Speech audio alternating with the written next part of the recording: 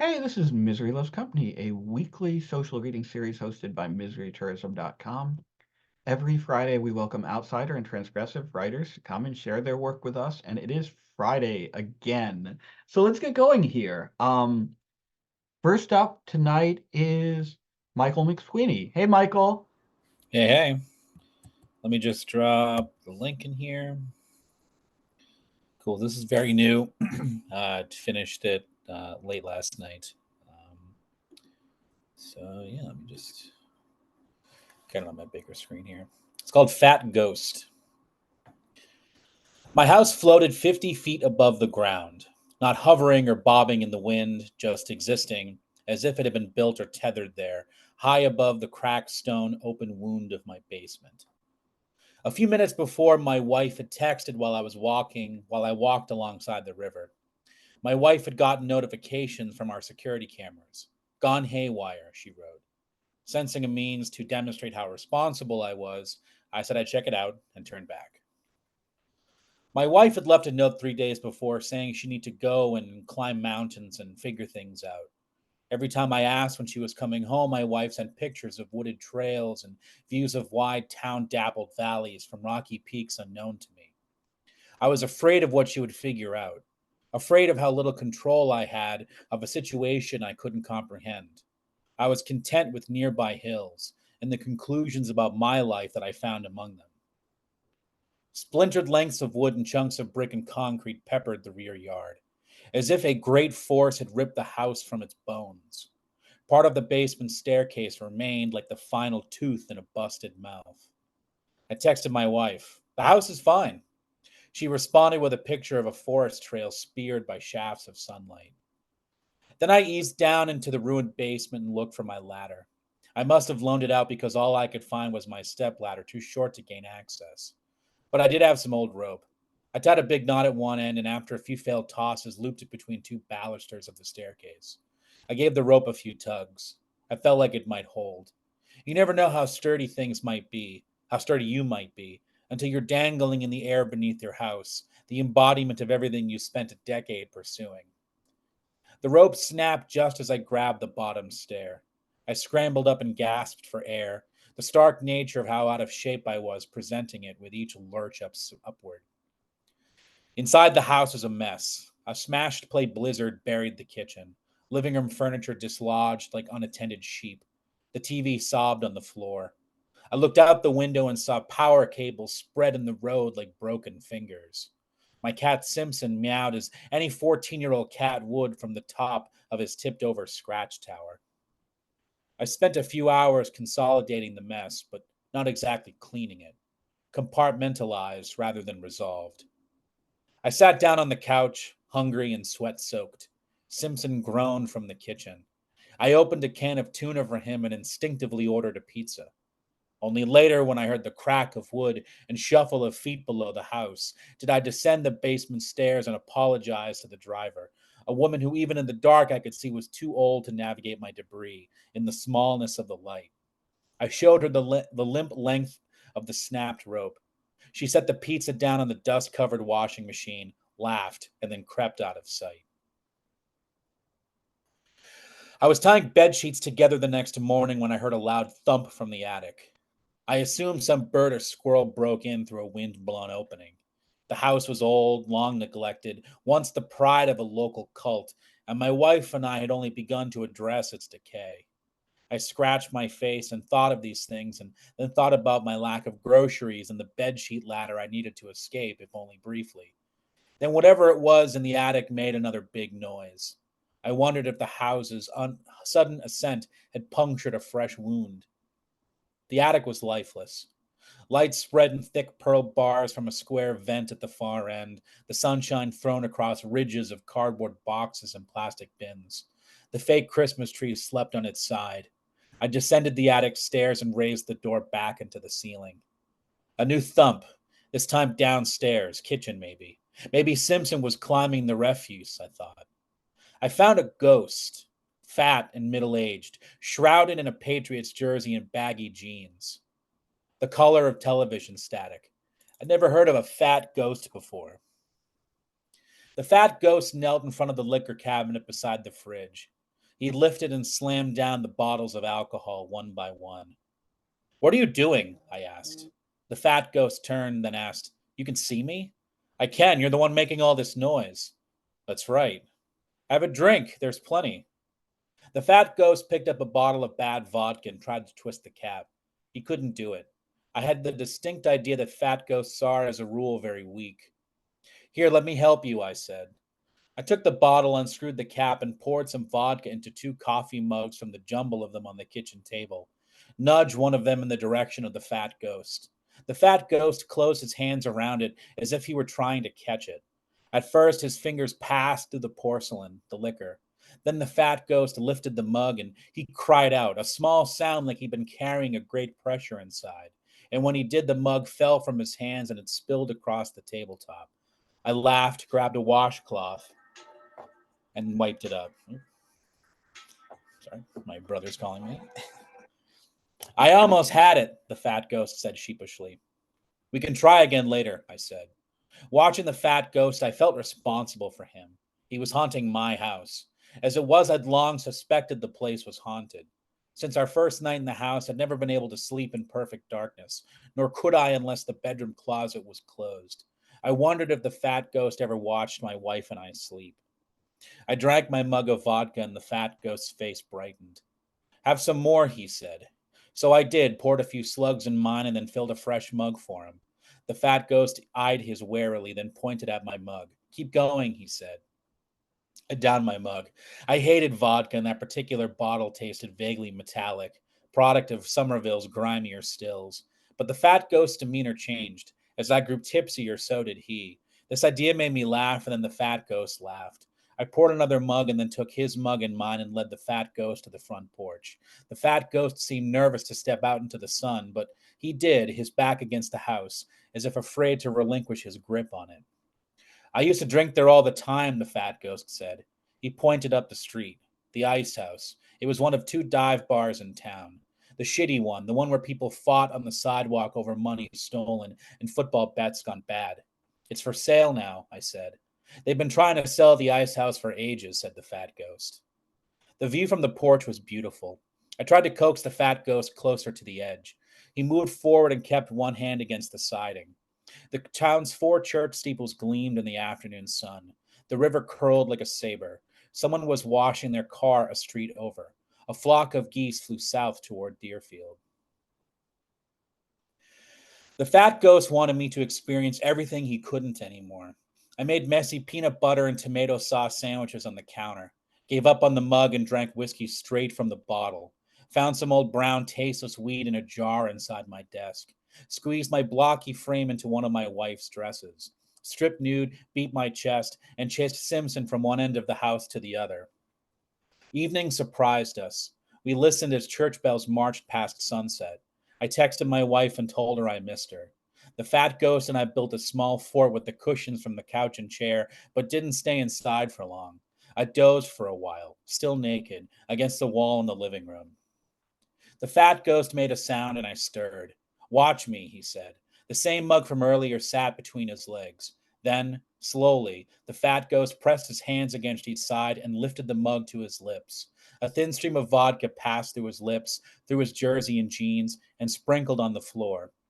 The fat ghost set the mug down. He looked at me and laughed. I think he cried, too. Something disturbed the ivory static around his eyes. But I wasn't completely sure. I wanted to believe he did, that he rediscovered the small human part of himself that enjoys the ability to do a simple thing when simple things seem as difficult as staving off death. I breathed in the moment of his success. Then I asked, How did you die? The fat ghost moved the mug in a small circle on the floor. The mug made a low scraping sound. Took some bad shit to feel good, he said. Then he said, Really bad shit. The fat ghost pointed at the ceiling. My room was that one, he said. I was there. I nodded a few times and said nothing. The house was different back then. No glass in the windows, wood coverings in a few places, drafty, power only some days in the week. Then the fat ghost said, Sometimes when you and your wife are asleep, I'll touch your faces and feel the electricity inside you. The heat, too. I love the heat. I'm so cold all the time. Where were you buried? I asked. The fat ghost said nothing, Did they bury you? I asked. I don't know, the fat ghost said. I don't know where I am. I feel close, but not settled, not at rest. Sometimes I try to find a place in the walls where I can sleep. Like that's the best place to lie down. Let's find you that spot tonight, I said. A small sledgehammer stood by the back door. We'd found it in the basement on our move in day, and as a joke, I told my wife it would be a good home defense tool. I picked up the sledgehammer and felt its weight, felt the memory of that first day in the house. But I also felt a flicker of purpose, a need, a thing to do. I'd help the fat ghost find his way home. I drove the head of the sledgehammer into the wall, then a few more times until I had a rough hewn hole about a foot around. The fat ghost peered inside. Not here, he said. After 15 minutes, I'd punctured about 30 jagged edge wounds around the house. At first, I tried to do it quietly as possible because it was getting late and my neighbors were on the quieter side. But I was drunk and eager, almost desperate to help, and so my swings grew sloppier, more frantic. Each time the fat ghost took a close look and said the same thing, not here. An hour of sledgehammering left me exhausted. I let the sledgehammer handle bang against the floor. I fell into my bed beside Simpson. I felt the fat ghost come near. Can I touch your face? He asked. Sure, I said. I watched the fat ghost extend his hand. It's hard to describe the sensation of spectral touch. The closest thing might be that feeling of galvanic expectation one feels at the start of an acid trip, like the physical manifestation of anxiety and fear and excitement, all applied as a kind of gel. The fat ghost's touch was cold, but there were pinpricks of heat within the cold. Maybe it was the booze. Maybe it was something he'd taken from me. The fat ghost made a small noise, one that sounded like a far off gunshot, and I fell asleep with his hand on my forehead. In the morning, I finished the bedsheet ladder. I used every bedsheet I could find because I didn't want it to break. My hands, never great machines to begin with, were sore after, so I postponed my escape and used the last of a can of instant coffee to create a cold, stimulating concoction. As I forced the drink down, I remembered the fat ghost and, turning to call out for him, realized I never asked for his name. I sat at the table and gazed around at the mess of the room, the holes in the walls, every place we checked for solace. One spot remained, right where the sledgehammer originally stood. I fetched the hammer and drove the head straight through. A new sound chorused with the crush of drywall. I knelt and picked away the pieces, reached inside. I withdrew a length of bone, half a femur. I kept searching, bits of skull, a few ribs, a scapula. I was sure these were the fat ghost's remained. That was all I was sure of. How he'd wound up in the wall, I didn't know. One more mystery to the countless that chase us through life. I doubt the fat ghost knew. How does one witness their own disposal? When does a ghost become conscious? Do they approach the afterlife first only to turn back? Things I should have asked the night before, instead of losing myself to the thrill of demolition. Setting the bones on the table, I went upstairs and got dressed. Then, returning with a backpack, I carefully placed the bones inside. I took the bedsheet ladder and descended the basement stairs. The view of the ground below disoriented me. It had been easy to forget I was 50 feet high. I tied the bed sheets as tightly as I could to the balusters and released the rest. The bed sheets swayed in the breeze. I gripped the linen and lowered myself. The bed sheet held, the whole 50 feet, and I felt a blush of relief when my feet touched the ground. Instead of taking the usual route through town to the grocery store, I headed to the river. The path was busy with joggers. The water was still high and fast from rain the week before. I felt the dull vibrations from the loud waterfall in my chest. Burying the fat ghost's bones felt disrespectful, not enough. I decided to drop them from the bridge, let the waterfall break and purify his remains, carry him somewhere warm and open. Let him dissolve, let the river plants drink him in, let the birds chew and swallow him up, and give birth to a new generation. I walked to the bridge's zenith and looked down. The waters roiled and spewed steam from the rocks. It was too early in the day to see rainbows. I took the bones from the backpack and let them fall. Motherfucker. My house was gone when I returned from the river. Simpson lingered by the edge of the basement and meowed as I approached. A dead mouse huddled at his feet. I looked around the yard for any sign. Nothing. Not a scrap or shingle in sight. I knelt and lifted Simpson. He softened and purred. I looked toward the road. My wife stood beside her car. Her expression was difficult to decipher, but her arms were folded tight across her chest. She'd cut her hair. She didn't have her bags or backpack with her. She was different, like the thing she'd gone to figure out had changed her. I had the distinct impression that she didn't mean to stay, that what we'd had was about to end. Maybe it already had, and she was a ghost, and maybe I was too, and everything up until then was one long echo, the same surge and sunder shared by every person who'd lived long enough to love. But she was home, and that was enough for the moment. I stood and stepped around the basement, avoiding the glass and broken brick, to close the space between us. Then I saw it, our house, unmoored, heading south, a distant fleck against the blue and open sky. Oh man, Michael, I love the ending of this. That final sentence is such a killer. I also love this piece altogether. It does.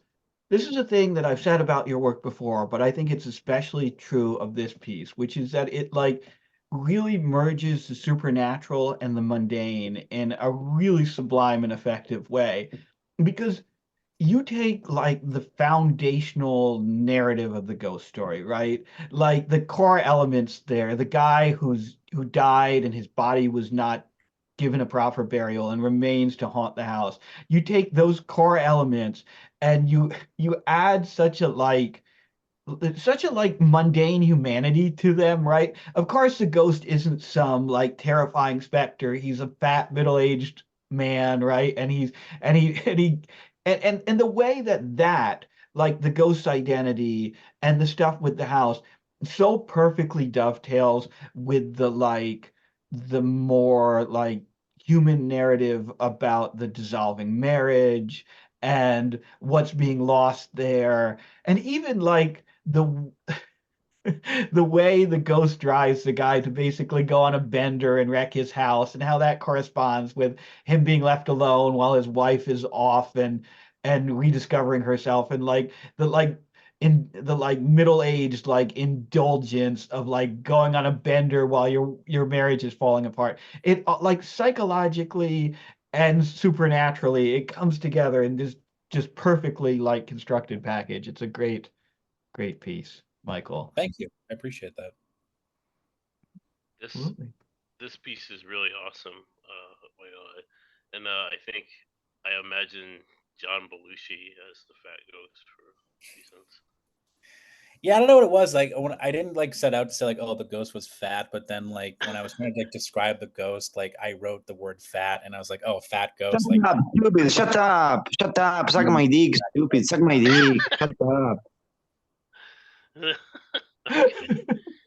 no, Yeah, but I appreciate that, Rudy. I really do. Yeah, I could see John Belushi as that fat ghost.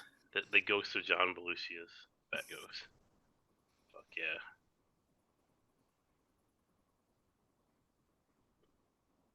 I couldn't get my mic unmuted. Hmm. All right. Thank you, Michael. Rudy, you might as well keep your mic unmuted because you are up next. Yeah, I'm gonna read more, I guess Looney Tune shit. I don't know. Did I put the document link in there? Oh, I did. Okay, cool. Yeah, I just put it in the chat. Sick.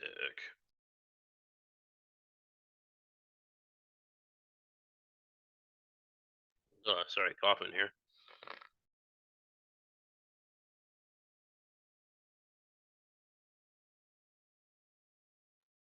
Oh, coughing up a fucking lung. So this first one is yeah, it's about a casino, a Native American traditionalist, and a Wendigo. Yay. It's called Big Casino. The sole proprietor of the Wendigo Casino was a mysterious man, freezing cold to the touch, who wore a wide brim hat that kept his face in perpetual darkness. This seemed normal enough to the state regulators who allowed him to open the establishment on a secluded native reservation, where it grew bigger every year, or every day. Nobody was really sure. Nobody but Ambrose Ransom, a professor of indigenous anthropology and an agitator supreme. Casinos turn people into greedy cannibals, and the owner of this casino is a fucking literal monster towards a hermeneutical understanding of indigenous gambling.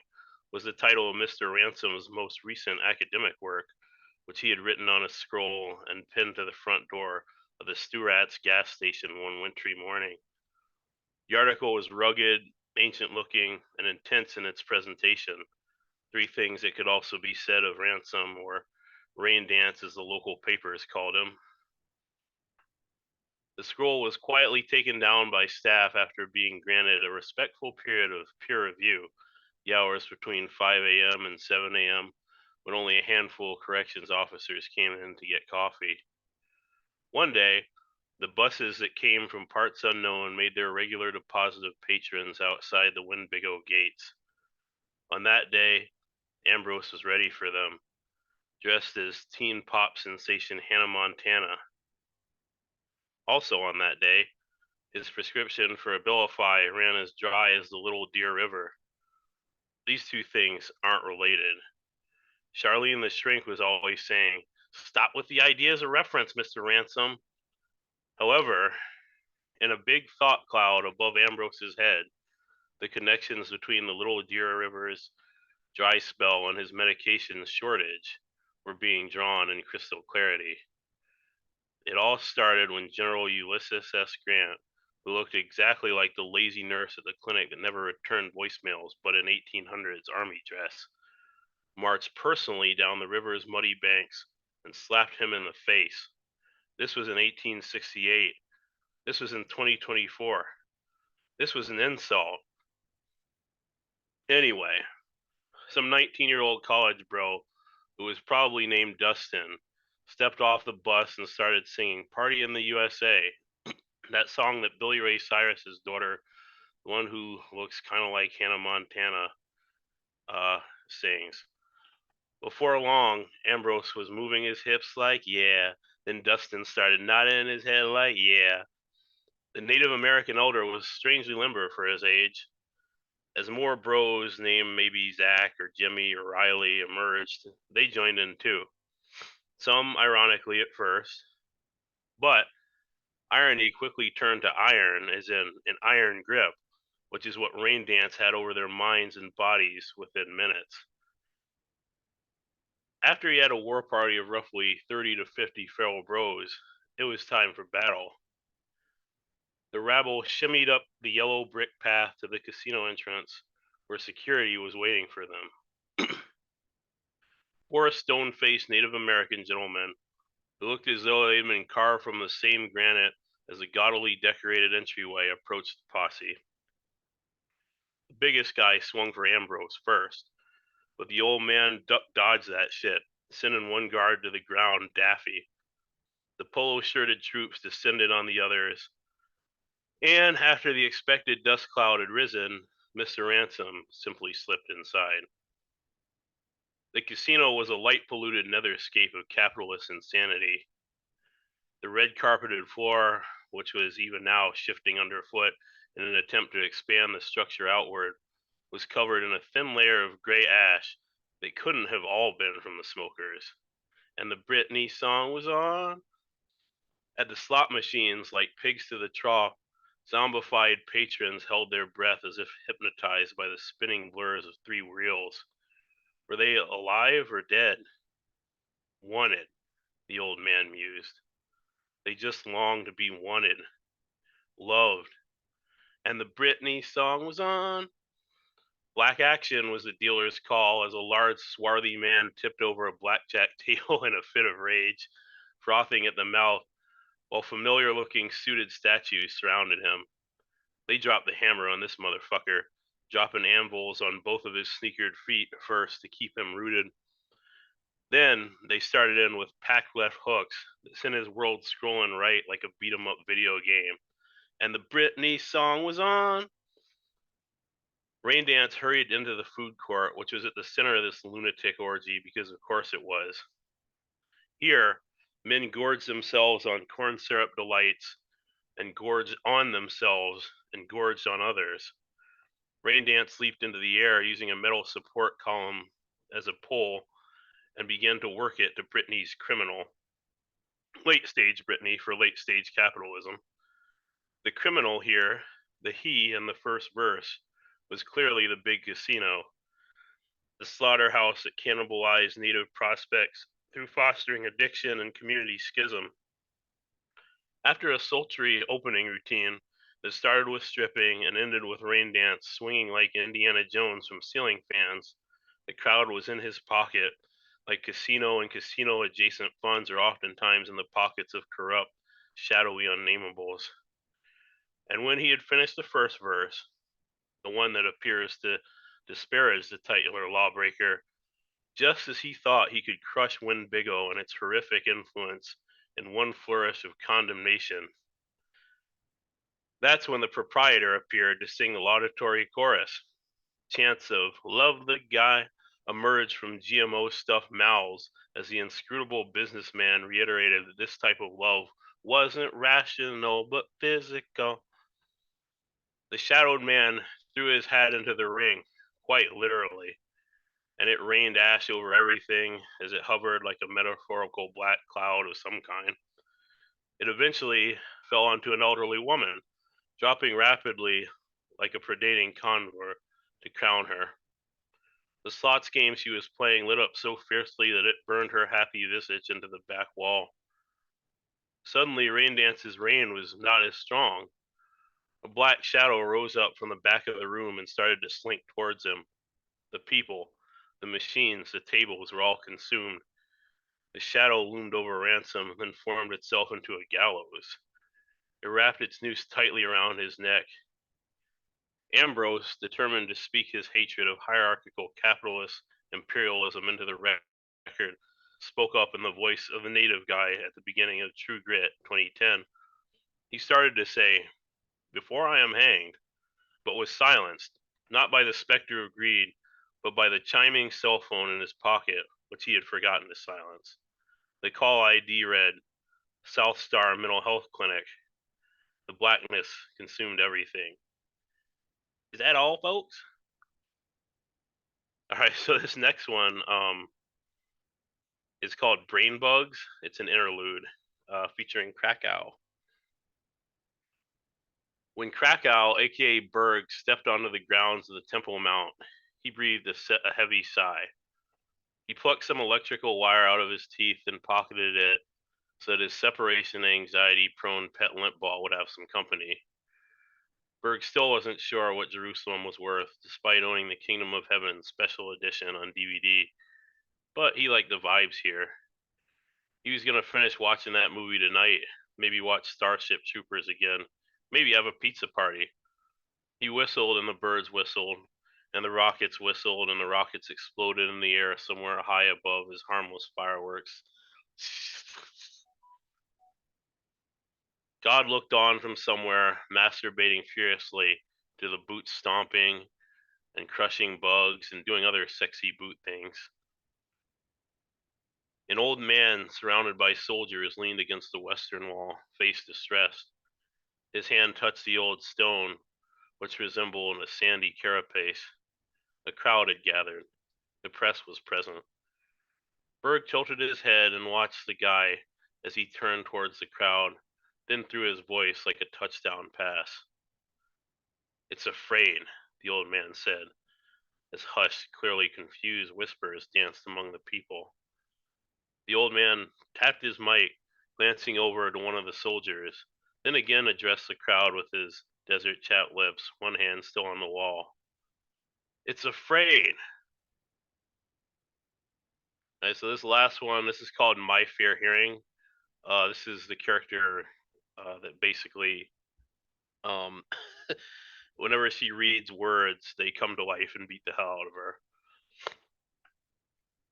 Oh yeah, bonus points if you can tell what the title is a reference to. I'm sure at least one person can. At the Office of Social Services, the worker who was processing Van Treese's grandma's SNAP recertification broke a nail. I will now read the worker's deposition about what happened next. The nail tumbled through the air and struck the office cat, who yowled and ran down a dimly lit hallway, knocking over lamps and shattering them. The poorly illuminated corridor attracted spooks, who immediately started poltergeisting all the broken glass. As shards were thrown in every direction, One caught Mr. Jolson, the janitor, on his cheek. He bled heavily, and his blood dripped onto the dirty blue carpet. So the shag sharks started circling. Now, to avoid them, Mr. Jolson tossed the rope up and lassoed a ceiling fan, lifting himself off the floor out of immediate danger. Tragically, the rope became bound up, and while Mr. J was trying to untangle it, he was wrapped up like some kind of black Hebrew Israelite mummy and strangled. Though an inquiry found that this was not a hate crime, the office remained closed for 10 business days while paranormal investigators, witch doctors, and carpet shark hunters worked to improve safety conditions. People were hoping they would fix the building's long-standing black mold issue too, but black mold is sometimes hard to spot. You have to do all these tests, and it's not as dangerous as a literal shark biting your dick off. So if there is black mold there, and I'm not saying that there is, the black mold is in the walls behind some sheetrock doing a little celebratory growth jig. In any event, the 10-day closure of OSS caused Grams' application to be lost in the void, which in turn caused the SNAP unit to send Van Treese's household letters stating that their benefit would be suspended. This decision could be challenged with a fair hearing, which, for Van Treese, meant a trial by combat, wading through the loaded language of the OSS 1488 fair hearing request form. And holy fuck was this form loaded with bullshit. Bullshit Van Treese had to read. Shit. As big, beefy collections of letters such as interpreter needed and appellant loomed behind the literacy allergic Van Treese cracking their knuckles, one of the letter heaps piped up. In the voice of an English gentleman, the word jumble that looked like language announced a challenge. Chaps, I bet you all sixpence, which was some religious cracker band as far as Van Treese knew, that I can transform this street hoodlum into a woman of letters in a fortnight. A chorus of scoffs, jeers, and disbelieving humphs rose from the gathered glyphs, but they withheld their violence. Fortnite sounds great, to be honest, Van Treese emoted with a shrug of her shoulders, but as she was booting up her PlayStation, language tut-tutted. This is to be a learning experience, young lady. The at-risk youth made a face indicating that she knew how to play the popular Battle Royale game and was not a fucking noob. When the splash screen loaded, language straightened his jockey cap, then started in with a song. Yes, in a fort. Loud gunfire interrupted his harmony. The A from appellant scratched its head. Well, bloody hell. Van Treese, who had learned to avoid unpleasant linguistic distractions, had already skipped to the action and dropped into a match. There was no need to read any of the context menus or even look at the UI at all. Language's hopes increased briefly when the youth toggled into Zone Wars mode, and he saw tiny writing on the screen explaining the building mechanics. But the text was mostly numbers, and it was clear that Van Treese was paying no attention to them as she whipped the three-dimensional camera around, flinging up doorways and ramps that served seemingly no purpose. My God, it's like a stateside Irish tenement building, Language said, horrified. Language was both baffled and silent as Van Treese domed random characters from popular movies while doing the floss over their corpses, or the Gangnam Style, or the Fresh, or the So Few Hinges, which was a dance commemorating Oskar Schindler added during Holocaust Remembrance Month, along with an exhibit for the in-game Holocaust Museum. Van Treese was particularly good at squads, and bailed her mates out more than once. And while there is no I in team, there is definitely an I in interpreter needed, and that I asked stumbling British fop in a Cockney accent, "Can't we just give it a 1-2, governor? Let that be that. Seeing how, well, sir, this is a video game, and not Charles Dickens." Language's expression buckled, then became very bitter. Yeah, he said, wishing his initial wording could have somehow been conflated with the name of some queer-ass visual novel that had a lot of text to work with. Yeah, just fucking punch this bitch's face in. And so as Van Treese was preparing to take a bow for her #1 victory royale finish, She was assailed by several angry denizens of the Latin script who beat her with such a savagery that she got close to pissing herself. But before she could evacuate her bladder, while the grandma holding back her pee was saying, "Evacuate?" in our moment of triumph, Ventrice remembered her Graham's Snap application. She sat up like Undertaker and undertook what was maybe the most extreme case of aversion therapy possible for a human. While being pounded on by every slurry of letters between case name and today's date, Ventrice managed to complete the 1488 form, bike it down to OSS, and knock on the window. A cloud of smoke flew into her face as it opened. An elderly mammy with 4 Virginia Slims in her mouth glanced down at her. "What's this?" the woman asked with a long drawl. Ventrice pointed to, but avoided looking at, the name on the form. The woman gave a smirk that would have been toothy if she had more teeth than cigarettes in her mouth, then tapped a sign that said, "E-filing / go green notice. Fair hearings to be scheduled by phone only." Then she shredded Ventrice's form as the mob was about to descend on her. Poof they went. The E from e-filing was the first new letter Ventrice's disorder bestowed with the gift of life. It was also the biggest, and held back its rowdy brothers by stretching its arms to the side. As the exhausted black and blue girl collapsed, it caught her, then dusted her off and carried her home. It made her tea while lamenting that because of what it stood for, electronic, letters would soon be a thing of the past. Ventrice didn't really give a shit. She loaded up Call of Duty and saluted a coffin. Maybe it was the coffin of language itself. F.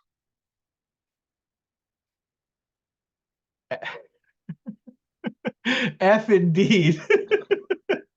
No, I actually love the way you integrated the F in there, since every one of these kind of ends with a like "that's all folks" style like fade out. Yeah. To use the F for multiple things at that moment, I think is clever. And as I've said before, I really love the approach that you're taking with these, the way that you like manage to use the text to mimic the like flow and structure of like a hectic Looney Tunes cartoon. There are there are a lot of great moments in this, and even like the kind of approach of one too. I love like all the little characters with their discreet, exaggerated, caricatured way of speaking and interacting. And even like the film parodies and stuff, like the My Fair Lady parody in the last one. Like even that is a powerful like Looney Tunes vibe to it as well. The like random integration of other pop culture elements, and it's all it's all extremely funny and and also, I mean, as it's funny without like losing track of the whole like ideologues thing too. Like I love how each of these also has a kind of satirical ideological hook to them, like a perspective that's being skewered. And I don't know, they hold together really well, man. They're really effective. Thank you. Well, yeah, thanks.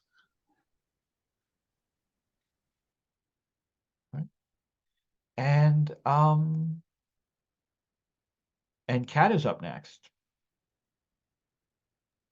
I can get the Hi. chat here. There you go.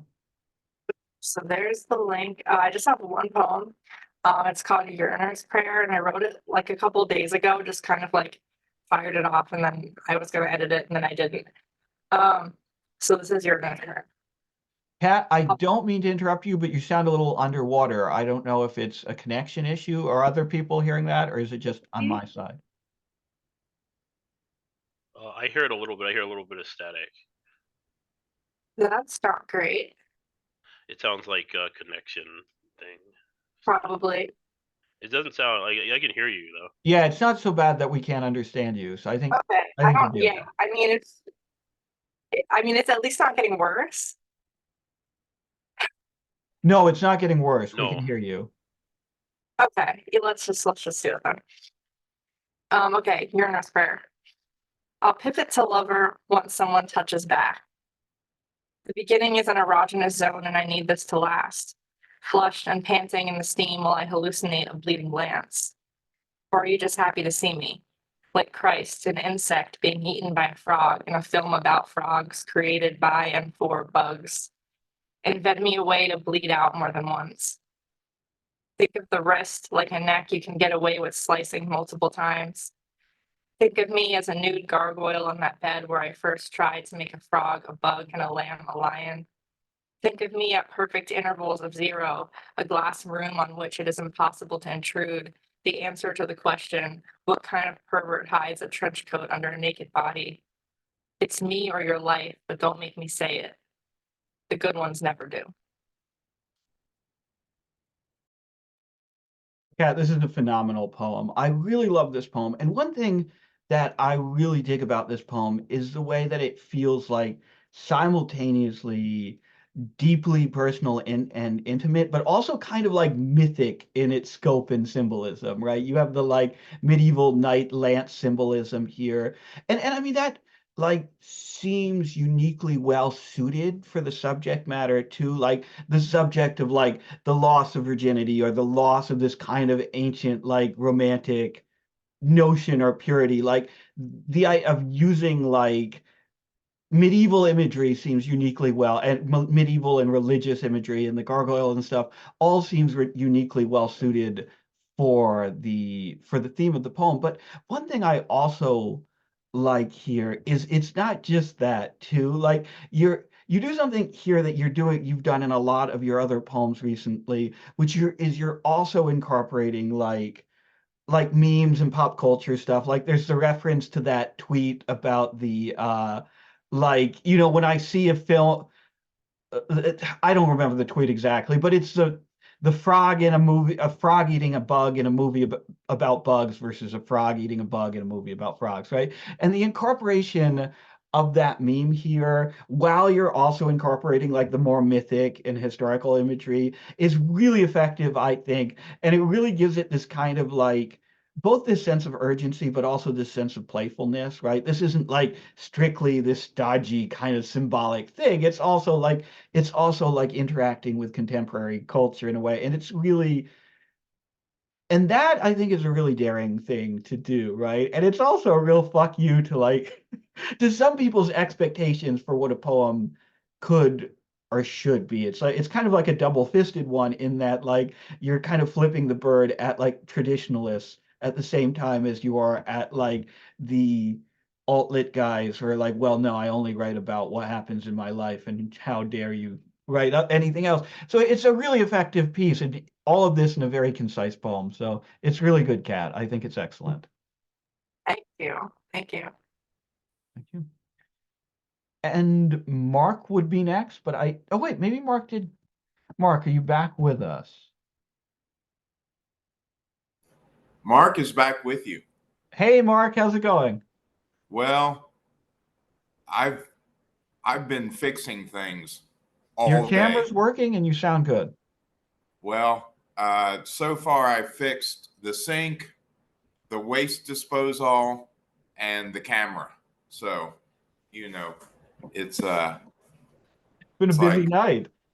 I tell you what, man, it's like every time I turn around, something breaks, and I'm like, okay, one more time into the breach. Okay. I'm going to read 3 poems. One of them is kind of short. The other 2 are a little less short. So, whatever that means. The first poem is titled The Dream of the Black Egg. Wind shears and eddies swirling around in the bowl. Flexible gooseneck of microphone tangled in chain link enclosing the court. A broadcast headset dangles as listless as a mammal exhausted in a snare. Massively multiplayer online game, non-player characters have tracked the quarry of their athlete here, where shutters ripple, crawl across orange mesh, windscreen swells, like twitching flanks of animals asleep and dreaming under azure sky. Figuring odds on this match he can't win, he serves to break the tie of what he knows versus what he doesn't know. He holds a long handle. By that, the commentator means the butt of the handle is held in the palm of his hand. His mind slogs through a ditch of zeros, oval shaped and white like eggs. The ditch endless until it's not, until the egg that's as black as an answer penciled in on a standardized test. And what he didn't know, he didn't know. Digging in his pocket, he smells the pine tar mixed with sawdust and rubs it on his grip. Concentric grandstand tears, silent and empty. The player emerges from apex of shadow that funnels diminishing odds of success, cast by an outcome he hopes will eclipse the more practical odds favored in daytime. Belief in eventual victory shrinking to purely mathematical, other than zero reality. He glances back over his shoulder at what will become the proverbial decimal point, denoting a likelihood even the odds makers working in Vegas can't entice bettors to see as attractive. To watch it get swallowed up in the glare of a goose egg that looms larger and burns brighter. The projected victory in the end only in his mind, the vanishing point of his horizon as parallel trajectories of the real and unreal converge.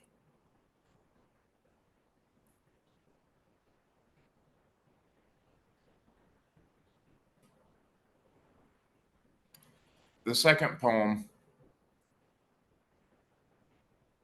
is titled Having Woven Himself into the World, Above the World, the Brute.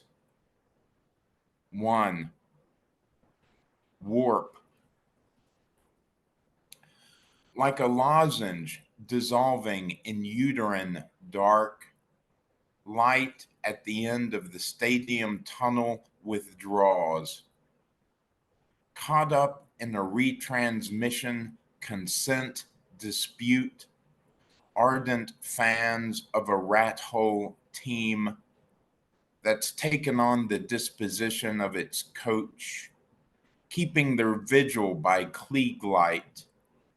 Watch on the 8-sided Jumbotron, high above the action, equidistant from everyone, the insistent nightmare play as isolated moments, diced up and stretched out through time, the tussle of athletes cropped close and blown up and turned on an axis like a dangerous chemical encased in acrylic. Smartphones and tablets providing statistics and comment, play-by-play and color, as fervent supporters make for themselves what the networks have blacked out at home. The mixture of text and high def, a point of view denying an objective account of their world while it comes to an end right below, right in front of them, right before their very eyes. The fans can't look away, can't see inside the scaffolding stripped bare of rhetorical reference, the hackneyed disaster attachment has become, both hopeful and afraid at the prospect of being ruined and somehow also fulfilled what they've wanted, unable to admit to the wanting, high on pharmaceutically enhanced levels of free serotonin. Audience members pay a collective price for their excess of happiness.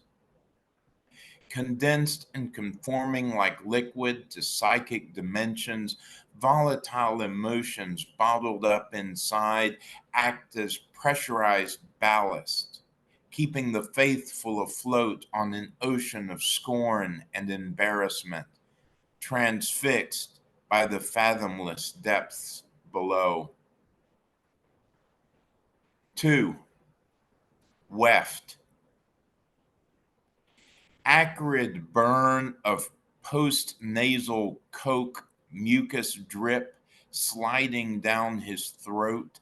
The gambler studies the velvet bag of tiles engraved with runes. A golden cord with knotted aglets loose around crimped casing. Slips his fingers under the standing collar fastened tight with brass studs front and back, and rubs his fingertips across a strip of emery ironed on the fabric. Turned wooden ponds scatter and skitter across old linoleum squares blanched of color by age and dust, as the model on the mattress lowers her head to button-tufted ticking, offers up wan buttocks. Through matched sliding glass doors, in sunlight beating down so strong it leaves a film like cultured milk, a flowering branch of terebinth bears ruby petals to aluminum balustrade. Like a coiled spring inside a wind-up toy winding down, a cicada's call winds down and up against a window screen, giving on upper story covered walkway connecting identical flats. A moon-round face presses dark and blurred and indistinct.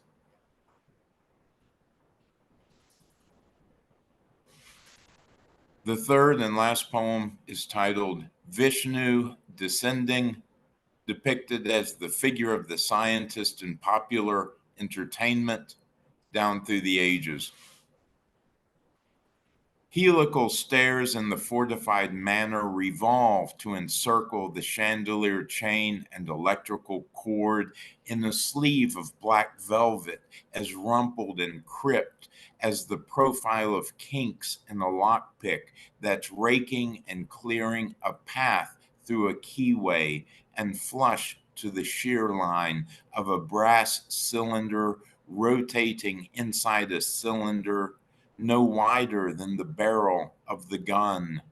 The footman, dressed in breeches and claw hammer tails and leaned over, hands on the banister, stares down like he's listening very hard for the sound of an object that dropped, plumbs the depth, and nicks the sides of the darkness filling his eyes until he straightens up to look, cast a baleful glance over his shoulder, tingles of phantasmal plumage like tail feathers clawing the base of his spine as he surveys the winders with eyes that hypnotically spiral like gastropod whirls at the summits of turbinate shells.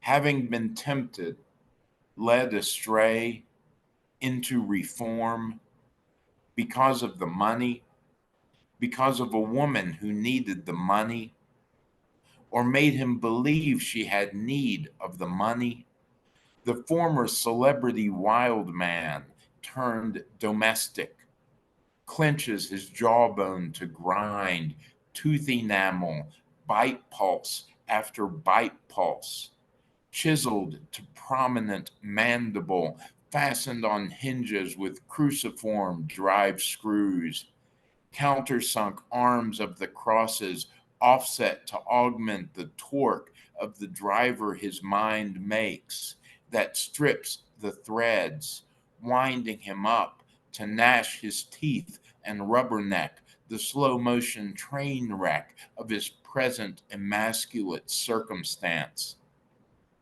Self-awareness as waveform adrenaline diffracts through an abscess of unresolved trauma, an open wound that breached widens to radiate out from the death's head the keyhole makes, echoing clenched and angry lower jaw. His head as empty as the pivot point, the model of his virtual invention, which model he obsessively constructed, made more elaborate and detailed than the invention itself would ever need to be, orbits elliptically, or he, or his avatar rather, circles restlessly, the fulcrum of the garret where he sleeps, and in vegetable dormancy, dreamless, awaits the next necessity. At the center of each asymmetrical lap his new techno god makes around its theoretical object of desire. A hardware guy. No ideas but inventions take the place of every obsession. An active risk taker. He spends more time on the model he uses when he makes the mechanical solution to his current problems than he spends on the thing he aims to make itself, that is, himself. The guy's a program trapped behind enemy lines of code, trying to build a machine that will run him, the program, that is. Little more than household gossip fodder. They too will quiet down, he thinks, thinking of the other servants. Never far from the mind he lost, he remembers the gale that crossed the lake. When a gale swept across the lake, its matte surface rain roiled to lead goose flesh, edging the window-vented tower, the surface churn drawn up by a kind of capillary action into this fortified turret that looks like a punch card. His attic room resounding with impressionistic swarming of concavities, tide pools of stored percussive noise, indentations on reflective metal finish clicking back true somewhere, sound that laps all around, wakes him from bearing the intricate surface of useful employment. Finished soaring with psychedelic pigs, he heads downstairs to tend and wait on the eagles in a permanent sloth of refinement and ease around the fireplace. Lacking the natural grace of a Fred or a Ginger, a Michael or Janet. All spontaneity, labor intensively, stamped out. He takes another step. A powdery sheen of the sheerest silk stockings lustrous over skein-like ridges of a well-muscled calf, he dips the toe of one buckled silk damask steel-patterned court shoe into the space above the step below. Flickering changes in ambient light compressed through time, guttering riser and tread.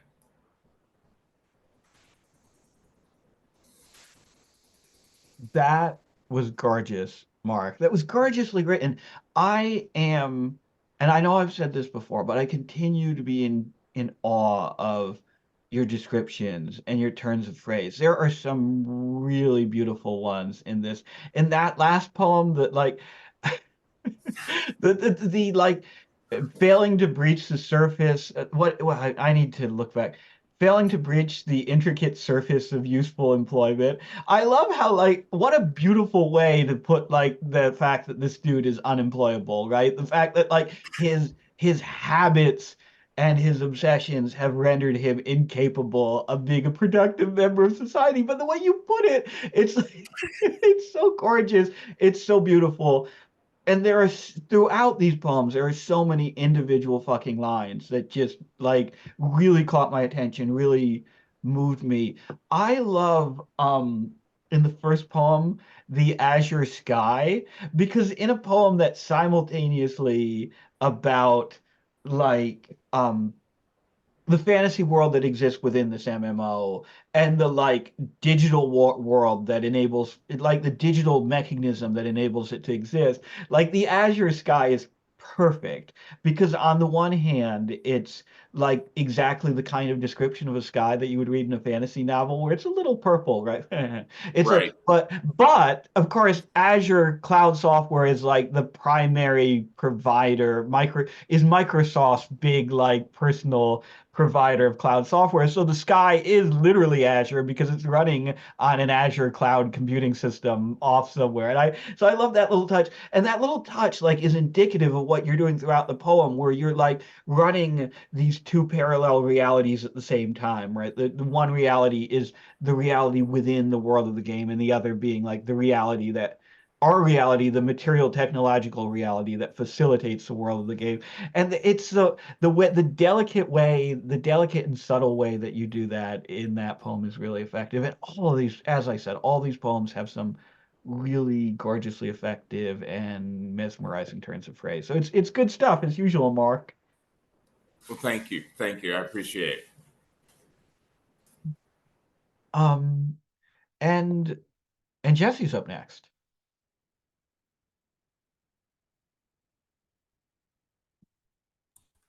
Hi there. Hey, Jesse.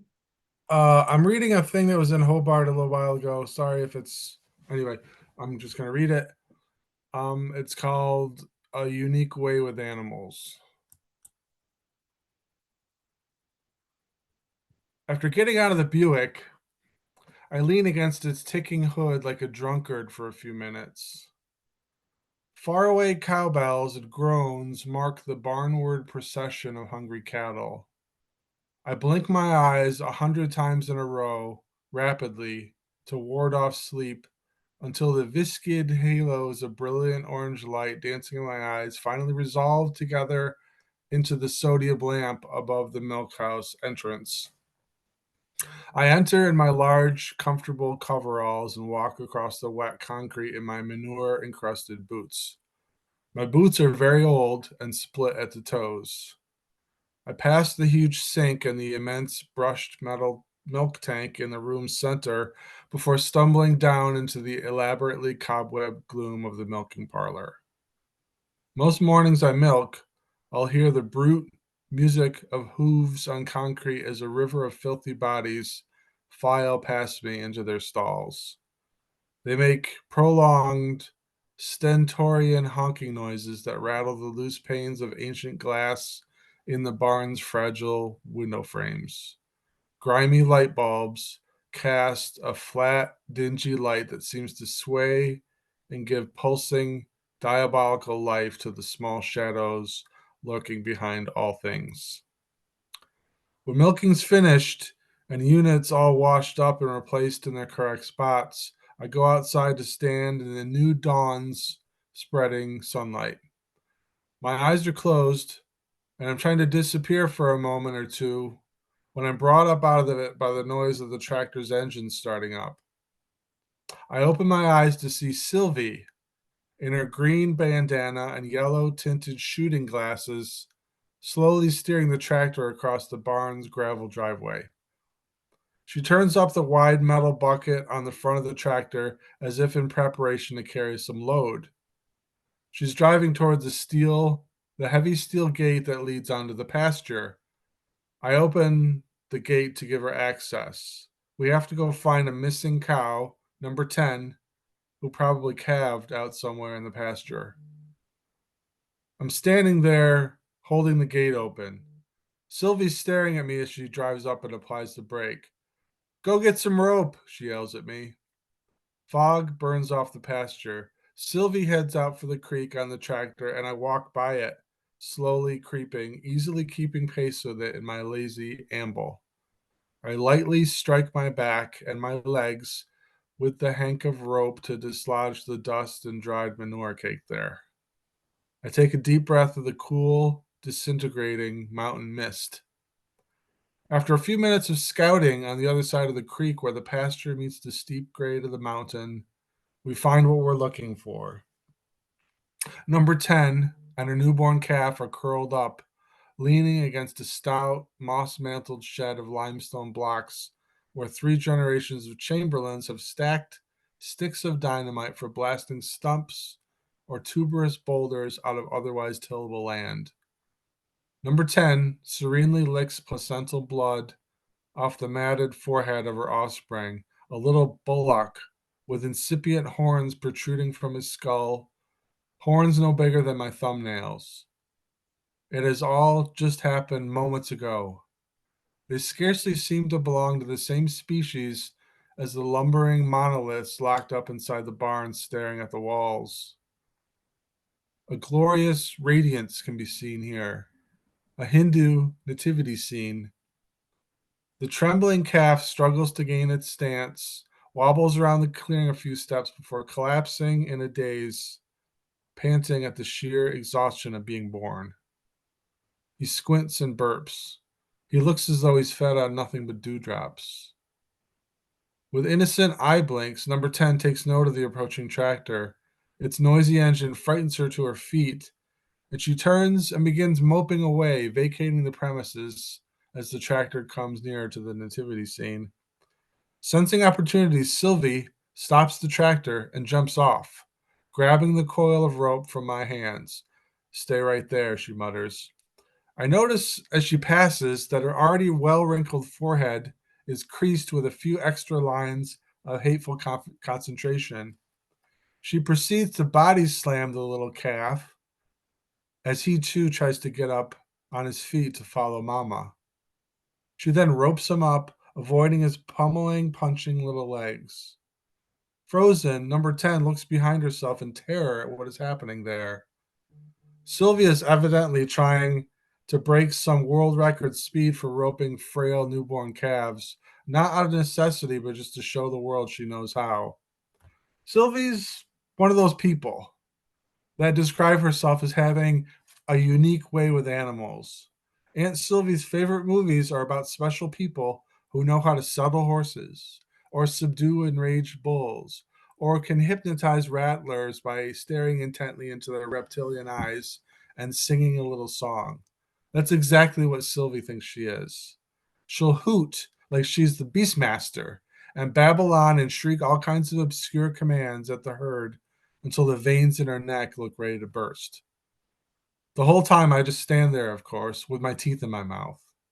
Number 10 and I watch as Sylvie lifts the incapacitated newborn calf and drops it upside down into the tractor's upturned bucket with all the delicacy of a newsboy dropping a heavy bundle of New York Post several feet onto a Manhattan sidewalk. Not that I've ever been. Sylvie turns away from what she drops before she really even drops it, and therefore doesn't witness what 10 and I witness. As she walks around the tractor to get behind the wheel, I climb into the bucket next to the calf, staring at it. Sylvie guns the engine, frightening number 10 and the calf and me.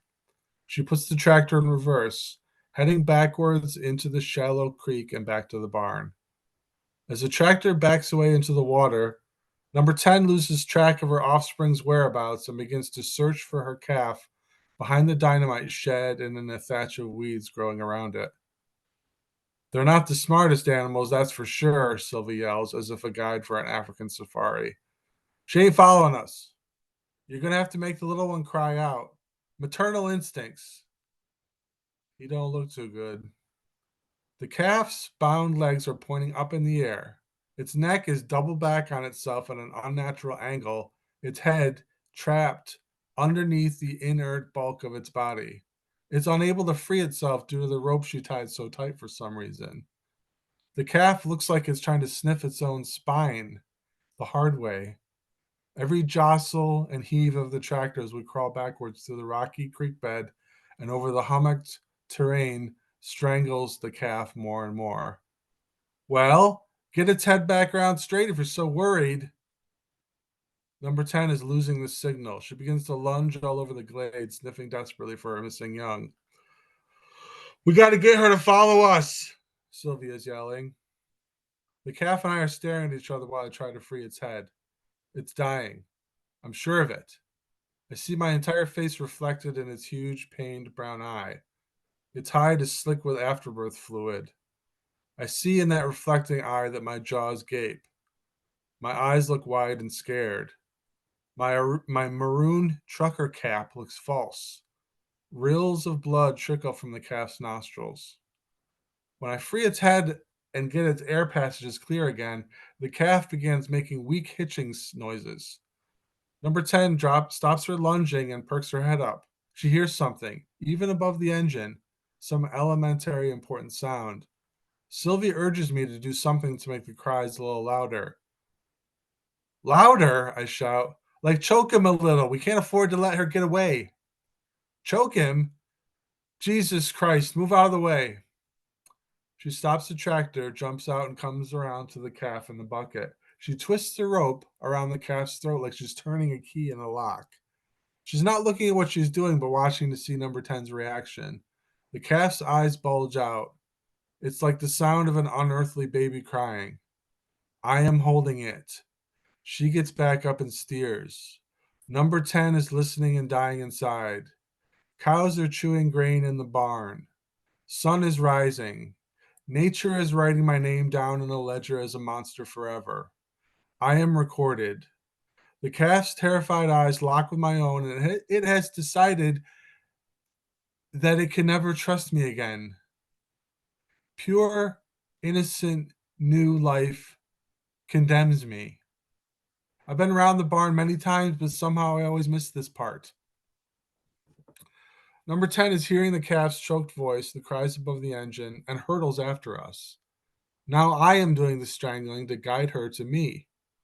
The cow's hooves bring up sudden vertical spray from the creek that hangs in the air like diamonds as she thunders over and through the water, rushing right in at us. Then she's looming right over me and the calf cuddled together in the slow tractor's bucket, pacing back and forth in front of us, honking, summoning up terrifying noise. My throat and lungs shake from the sympathetic resonance with number 10's thunderous blast released directly in my face. An unchained Holstein paces back and forth mere inches from my nose in such a state of maternal grief and agitation over a newborn, which is being strangled, and she's over 1,500 pounds, and the calf strangler's best means of escape is the tractor rushing him out of harm's way at less than 3 miles an hour. I close my eyes, say goodbye to life, and wait to be lifted from where I sit by more than a ton of angry maternal instinct and then trampled into a puddle. A rapid montage of all the worst rodeo accidents and Pamplona gone wrong flickers across the inside of my eyelids. I open my eyes after a few moments of black hell. By some tragic miracle, number 10 has spotted a small patch of fleabane nearby, and hunger beat out rage, so she wandered toward it, tired from the recent labor and hungry since she's missing breakfast inside the barn. So Sylvie swats me on the top of the head, shrieking, in order to get me to resume strangling, which, to my own astonishment, I do. And right on schedule, the calf cries out. And right on schedule, all of number 10's maternal instincts come rushing right back with a vengeance, and she begins trailing us again for a few more wretched feet, until she becomes distracted again. It's all so cruelly predictable.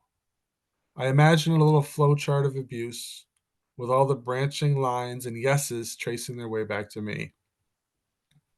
It's as if we're 100 miles away from the barn now, and it seems to take all morning to lure the poor thing back. There's plenty of chances for the signal to be lost. Plenty of further choking I must do. Plenty of voice to torture out of the little animal.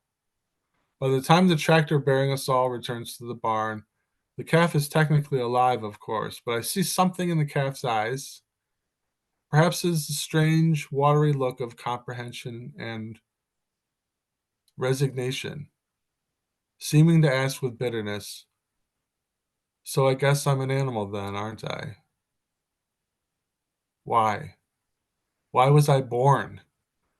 I was that calf's intro to the world."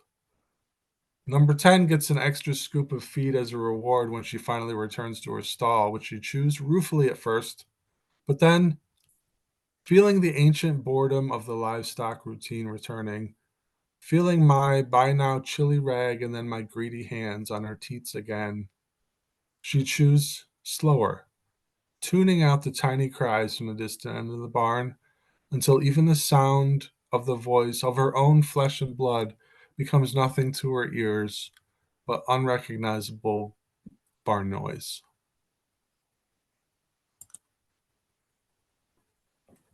Holy shit, Jesse. Holy shit. The escalating tension of this piece is insane, especially given the subject matter, right? Like you would think the stakes would feel so low, but it's exactly the opposite. Like this literally feels like a life or death situation. It feels like this profound like moral catastrophe is taking place. And all the time like the like building like sense of dread and fear and looming tragedy throughout the piece. It's so effectively structured, and and like it has this like powerful building strength to it that's incredible. And the end, it is like so deeply tragic, and says something profound, like not only about like you can say yes, it says something profound about like human morality and like our existential condition, but like you never lose sight of the plight of this poor fucking animal, right? And the like the tragic banality of its life is here too in a way that I think is remarkably powerful. But Jesse, that's not actually what I want to talk about. What I want to talk about is how effectively you get at just how ghastly and awful farming is. So like you, I grew up in dairy country. I've been in these fucking dairy barns, and they're like some of the most like repulsive, just on a, like setting aside the cruel conditions that these animals are facing, just on a like visceral level, these are some of the most like repulsive spaces I've ever occupied in my life. And I love the way this piece like strips aside all the romanticism, all the bullshit ideas we have about farming as a profession. And you really, even from that first moment in the barn, in those first few paragraphs, you get at how dingy and dark and dirty and frightening this space is, like how just inhumane and gross it is. And that vibe then exists throughout the piece. I do love though that you pull back for a second near the middle of the piece when he finds the calf and its mother, and you get that like small glimmer of like something like the miracle of life, right? Before like the awful drudgery and viciousness of the profession clicks in again. Oh my God, Jesse, this is a really effective piece, and it reminds me of how much I hate farming. Well, I don't want to like act like this is a blanket statement about all of Oh no, I farming. know, It's I know, just Jesse. it's That just was me what, editorializing. yeah, it's just what I experienced, and I don't think I was cut out for all the every little corner of what you need to do on a farm, and it's I'm part of not the cut out for like walking through one of those barns. That yeah, and other farms are probably better looking than the one I was in, but it's a great piece, though, Jesse. I'm not being flippant here. It's legitimately a very powerful thank you. story. Thank you. Um, I have a really quick question for you dairy farm dudes. Is there any truth to the rumor that chocolate milk was created as a way to mask milk that's been contaminated with blood and pus? I don't know I that. don't That's want to. I don't want to interesting. believe that at all. But I'm afraid it's true. Well, mastitis, which is the inflammation of udders, Uh-huh. is something that they try to control, and you don't want that getting in milk. But there's so much bacteria in milk that I've dealt with because I worked on this farm and then I worked in a dairy processing plant, and above a certain level, there's like a ceiling above which they don't want the bacteria to rise like quantifiably, you know. Right. Right. And but if it doesn't, then they can still pasteurize it and stuff like that. But that's interesting. Chocolate milk. I almost want to believe that because Right. it's so cynically, because I love chocolate milk and I do it's too. a It's so depressing. cynical thing. Yeah, total. Yeah, I'm just gonna live in I've denial of that. I've never heard that one before, but I'm never going to feel the same way when drinking chocolate milk again. So thank you, Gabe. Thanks a lot. All right. And Okay, thank thank you. you. Troy is up next.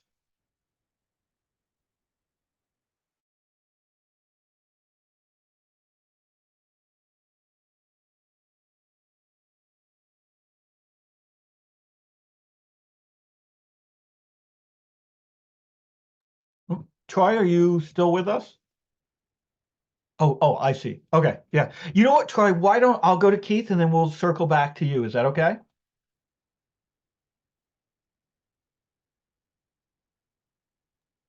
Okay. I'm ready. I'm Okay. sorry. There we go. No problem. No I problem. just had to walk to my computer. You can hear me, right? Perfectly. All right, cool. All right, I'm probably gonna read a little fast because this is kind of long. It's the first chapter to a book I've been writing for, I don't know, like 2 months, 3 months. All right. Hear the idiot. A chattering of teeth in the morning frost, lips bit and glazed with spit. Towards the hatted man he leaned and whispered, "Here tell of a hole." Oh yes, he had, and of the birds too, that fly into it disappear, and never birth re-arrival. But the hatted man shook his head. Nope, and spat on the thawing dirt. They say there's a curse on it. Nobody's seen the hole though. Thought you say you ain't hear tell of it. I don't count conflicting stories as tell of anything. The idiot, Todd Brancher, tried steadying his jaw, but his legs shook, making his mouth a wild flap of jitters. You really don't believe it, huh? He said. Just the bad daydreams of bored men. Well, Brancher said, I know he's a smart man. May have to think on it a bit. Oh, yes, I'll give it another thought, said the headed man, tapping his forehead. Good, he said, chasing some thought long past. Well, guess that's it. See you later, Mr. Jackson. Mr. Jackson, the hatted man, walked steadily through the dust dirt road toward a faintly green paddock of grass and clover and lay beneath a clod of dead trees. The sky was a damp gray washcloth, the sun no more than a thumbprint on a dirty window pane. He watched the town move along, smelling of wash. Sister Hope in her brown and white habit, the sickly looking flesh drooping beneath the eyes. Then Hattie Mae, there she goes, skipping along, he thought, even more sinister and acid tongued since she turned 13. More than he could bear it, really. The nun and that sweet muffin so close together. And so he averted his eyes and took off his hat. An unfamiliar jangling woke him from reverie. A cart pulled by uncomely animals coming from the farthest stretch of road, headed right into Crutchfield. The sound was like a glass jar filled with its own broken pieces, shaken in uneven rhythm through thick air. The people of Crutchfield also took notice and slowed their walks and carriages, heeled their horses, and kept sights fixed, the dust slowly driving in around them in disintegrating pirouettes. Mr. Fortin's child, Joseph, ran alongside the road with his mouth agape when the cart finally appeared out of the dust. And he saw the two white horses with black stripes jockeying it along. The driver, a thin, pale man with a giant mustache, who who donned a shiny bald spot, cold eyes. Mr. Jackson rose and started his welcome rehearsal, shoving the darkness elsewhere, somewhere deeper as he walked toward the new arrival. The driver stopped his car, drooped off the edge like melting wax, and bowed at the approaching man. Mr. Jackson tipped his hat. Name's Earl, Earl Jackson. The stranger's eyes went sideways and he held his hand out, the nails polished ladylike and dainty. Knew what Jackson wants, a dervish of a man. He grinned. But you, I can already see you're your own kind of special. Here on business? You could say that, said the stranger. He curtsied. Ramsey Cutfish. It was the time of year when the smoke rose more visibly from homes into the cold gray sky. A holocaust of leaves lining the dirt roads, with little miracles of green still sprinkled here and there about the late autumn monochrome. Beautiful little town you've got here, said Cutfish. Jackson nodded. I'm in need of lodgings. Miss Canfield just up the road in the big yellow house. She boards. I think you'll find her serviceable. Mr. Cutfish bowed and returned to his cart, the dust trailing. The town was bloated with speculation. By the end of the day, Cutfish had stirred them into effluvial barkers, calling the moon down. Miss Katie Donnelly said, Sure, he looks strange and has those wild horses, but we did talk a good piece, and I kid you not, I truly believe he possesses what you might call wisdom, true wisdom, perhaps even genius. Lincoln Davies said, I don't trust a man that looked like that. Besides, those ghastly beasts, where do creatures like that come from? Got weird knickknacks in their cart, said Brancher. Elizabeth Fortin said, He seems fine. He seems just fine. Looks like one of those black magicians you see in the picture books, you ask me, said Pemberton bleakly. The ones they're meant to scare children. It's true he's staying with Miss Canfield, said Miss Donnelly. Earl Jackson heard it all, said nothing. It took all he had in him not to stir them further with a quote from Schopenhauer and Nietzsche. But he didn't want to influence. He wanted to get to know Cutfish, observe him, see what the town would decide of him, though he had his ideas. He wanted it to happen first. Then he'd know. They all would, he reckoned. See. Miss Canfield had established a good room for Cutfish, but she had made the mistake of showing him the kennels, too. Naturally, she hadn't a clue as to why this would become a problem, but while serving him stew at the dining room table, he said, You made up the room so beautifully, and I thank you. Trust me, I do very much, but I'd like to sleep in the empty kennel between the terriers tonight. She looked like a statue, a cave of a mouth, frozen. Finally, she thawed, said, But it's cold out there, Mr. Cutfish. You'll freeze to death.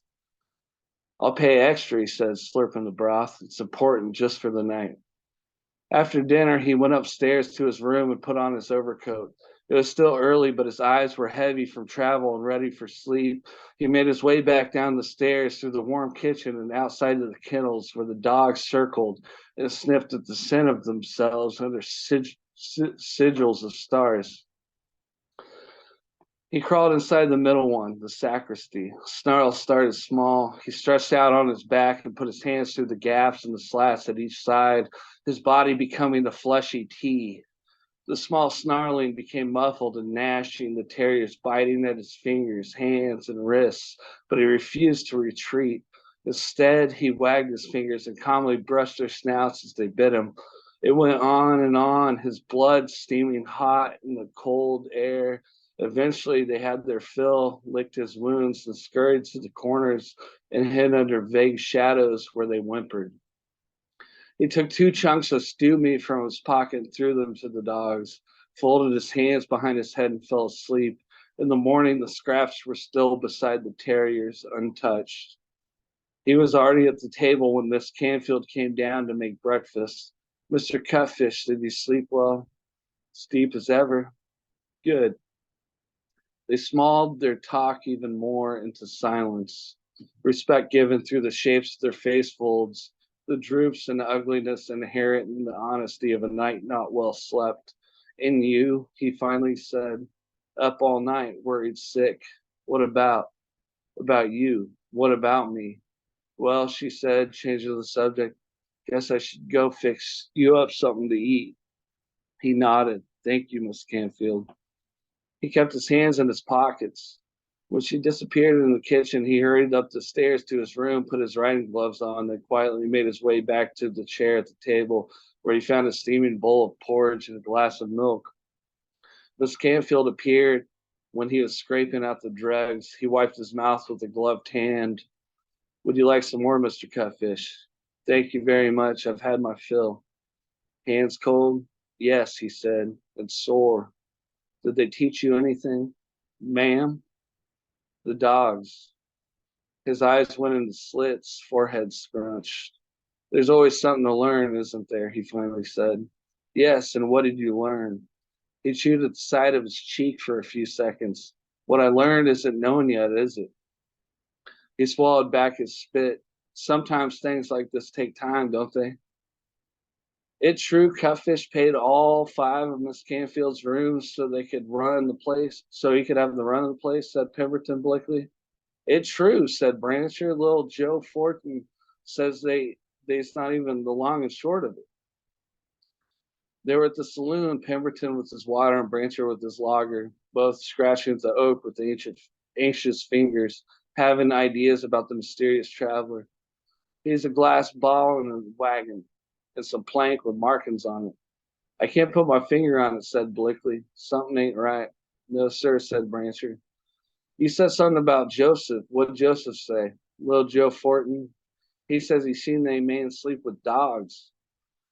How'd he fare the night without fire? Yes, sir, with the dogs, said Brancher.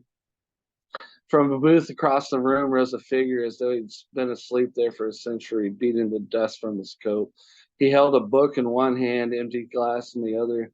He approached, paramount and parcel to their ramblings, and appeared behind them. He may seem strange, he said. He's a man after all, but I don't think he's any stranger than you or me. He who cast the first stone. He wagged his finger in the air. His father Sturgeon, collar dingy with bar sweat, ashes blotched on his frock, spectacles crooked on a rosy nose. Forgive us, father, said Blickley. Yes, sir, you's right. We should give him the chance.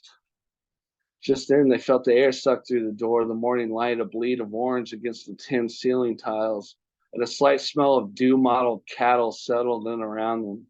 I see I'm late to the congregation of fools. It was Mr. Jackson. Father Sturgeon didn't acknowledge him. The others tipped their heads. This town needs to settle itself. This stranger, this talk of a hole nobody's seen but heard tell of through lore, those strange animals, all can be understood, explained even. Hush, Father, I'm talking. And yes, even God, if you want the truth, we can explain him too. Father Sturgeon's eyes fell to his feet. What kind of God leaves one in silence? And you who are complicit in his 1,000 miseries, try to tell me of sin. But Mr. Jackson, he's just saying for us to leave they poor fallen alone, same as you. It's true, said Pemberton bleakly. Well, said Jackson, I guess he has a little sense in him yet. Doesn't mean I don't mean what I say, though, does it? I'm sorry for offending you, said Father. I'll be on my way now, morning mass. The bell started ringing as he hurried out into the cold. As for Mr. Cutfish, everybody will get to know him at midnight ball.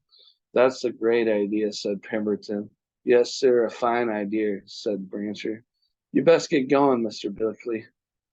Can't be in here make-believing all day. You can see yourself. He surveyed the previous night's detritus. Todd has a lot of work to do. Pemberton's fat little hand shook. His face turned red. All right, then, he said, gentlemen. Jackson left Brancher the business and walked out in the shiny cold. The road was empty, save a few straggling kids making their way to the school and a maid or two approaching the big houses near the river bend. It was the perfect time, he thought, to sneak off into the wooded hills and take advantage of what he wouldn't find there. Ramsey Cutfish woke to an alarm clock. After only 10 minutes of sleep, he opened a notebook and drew the shapes of the shadows in the room. He set the alarm clock for another 10 minutes, dozed, woke to it, drew the shadows, repeat. He did this 6 times, a full hour of sleep plus overlap for rest while sketching time's slow crawl through the window, the growing of light. He slathered salve on his hands and leaned back on the pillow. The terrier started barking out back. He got up and looked out the window. Steam puffed from their jaws. Miss Canfield was out there trying to feed them. They kept barking and looking up at the window where he lurked behind the curtain, but they wouldn't eat. He met her in the moth-papered hallway, hands raw and at his sides. He told her he was going out for the day, and she grinned and said, I think that's a fine idea.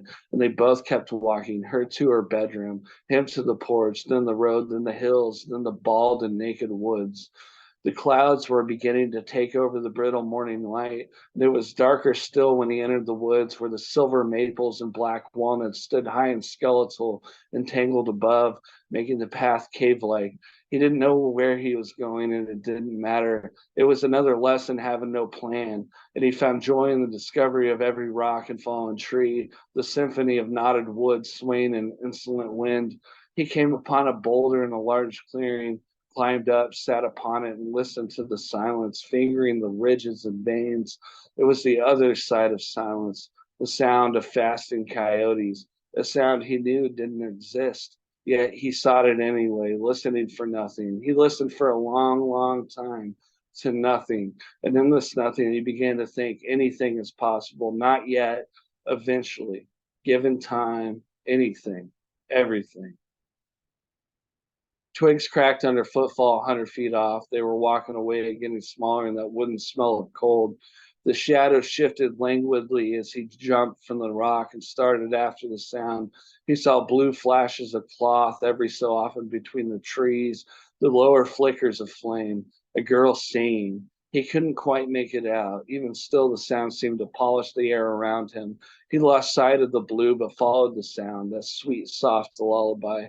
It got quieter and quieter as he got closer to it, then louder, louder still, harsh, feral sounding when he finally found its source. A crying child was curdled in a lump next to the creek, her soft hands stuffed with dead leaves. What's wrong? He said. She turned and wiped her tears with the leaves, still sobbing. My God, child, he said, what's the matter? He reached his hand out to help her to her feet. She declined his palm, shimmied, and slowly lifted herself, brushed the leaves and dirt from her warm blue dress. What's happened to your hands? She said, sniffling. My hands? She looked at them again. They look awful, she said. Oh, yes, he said, looking them over. They got worn down while I slept. Call it a dream. Whatever it was, don't worry about me. Why are you crying? She traced a circle in the dirt with the toe of her shoe. Can't say, she said. Can't say, you say? He said. What's your name? Hattie. That's a fine name. She flashed the smallest smile, a thin sliver, bearing the chipped tooth. Tears now rubbed down to reddish blotches on her white cheeks, just as pale as the ivory he'd seen in Africa, and just as pink as the snow that fell over the blood in the Dakotas. It's just, she said, she almost started crying again. Yes, he said, you can tell me. I can't tell you, I can't tell anyone. He offered his hand again, this time to shake, and smiled. I'm Ramsey, Miss Hattie. He bowed again, put his hand back out for her to contemplate, possibly feel. It's been a pleasure making your acquaintance. She looked at the raw pink flesh, eyes flashing, and took it into hers. They walked alongside the creek. Its lithe, first frozen layers glinted like dull silver. They didn't talk. They just held on to each other and fell deeper into the woods. A deployment of geese passed overhead, armored, up above, way up above the knotted limbs in the sky they couldn't see. After they plodded down the dead grass about a mile, he broke the silence. I think I know why you're upset, he said. She looked at him with a puzzled, abstract expression. The way that man looks at you, he said, I think it's obvious. Her puzzlement dissolved into something else, not quite shame. She turned her eyes down, began withdrawing her hand. You didn't do anything wrong, he said. She looked up, grateful to hear it, then settled her hand back tight in the bitten, blistered saddle of his. He gripped her softly. Look, I don't know what you're going through, he said, but I believe I can help you. When he said that, she looked at him as though she'd seen a ghost, through him, past him, a surprised expression. Then, crumpled by fear, she took off, dodged between trees, and cut a new path back to town. He turned towards where she'd seen through him and saw somebody else, some 200 yards off, ducked behind a tree. He ignored the figure. He was used to vainglorious men pawing over his eccentricities and shunning them behind his back. He knew while they boasted and fed on themselves, they hadn't the courage to be themselves or even the other, to be free. All he could think of was where he could find or forage some Blackroot and remember how to spell her name.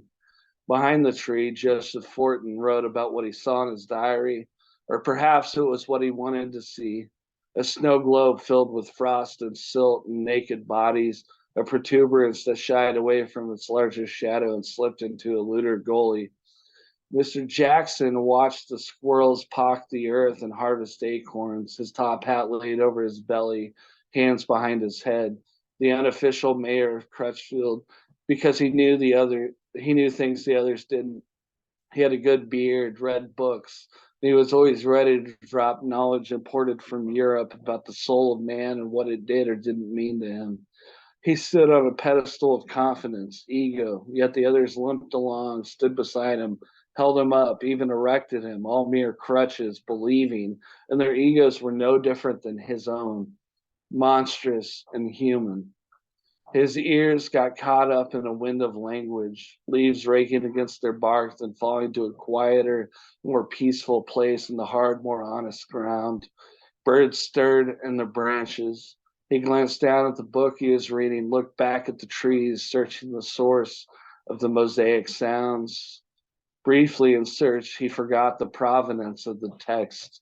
Then, not seeing any birds, he put his pen back into the workbook and scribbled, "They never birth re-arrival." Okay, that's it. Thanks for listening to that long ass thing. Troy, this is fucking beautiful, Troy. I love the language here. Like, the language is so precise and it's so effective at creating this sense of atmosphere and place, right?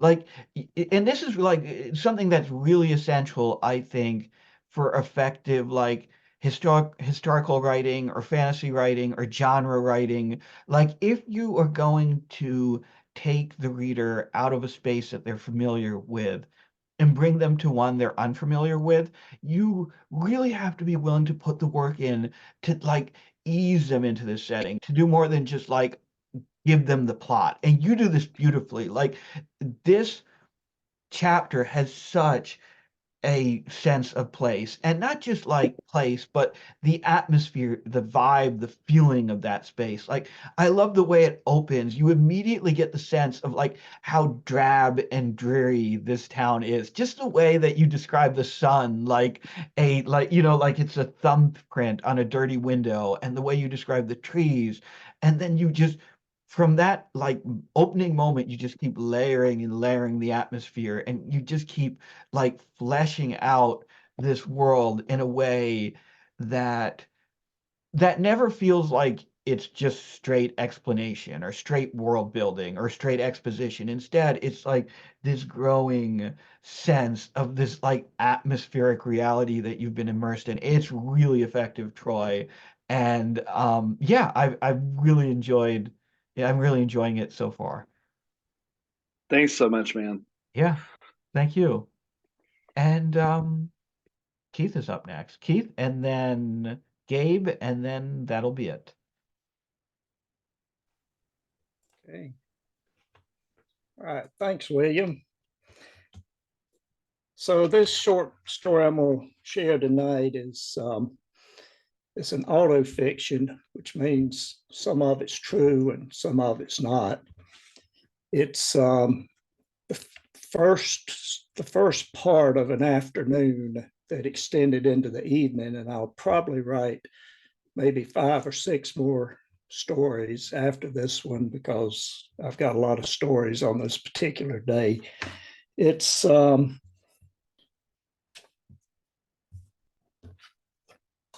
can see this. This was the soundtrack of life back in the day, and there'll be a few references in this story to that album. It's titled Life in Progress. You took the words right out of my mouth. Back in the day, we were living life and loving every minute of it. One sunny afternoon, we climbed into the Dodge Magnum, opened the sunroof, and headed for paradise. We had a one-way ticket, and we were already halfway there. Meat fired her up. I rode shotgun. "Where you want to go, Jim?" Meat asked. I answered, "Let's do the loop after we check out downtown." Like the good old boys we were, we rolled towards town, circling the 1.5 miles around one of the roundest natural lakes in the world. I started rolling another joint as we crossed the tracks and turned onto downtown Main Street. There was not a single vehicle driving through town. It was a typical Thursday afternoon. Most of the stores were closed. That was a long-standing tradition in this little deep South town.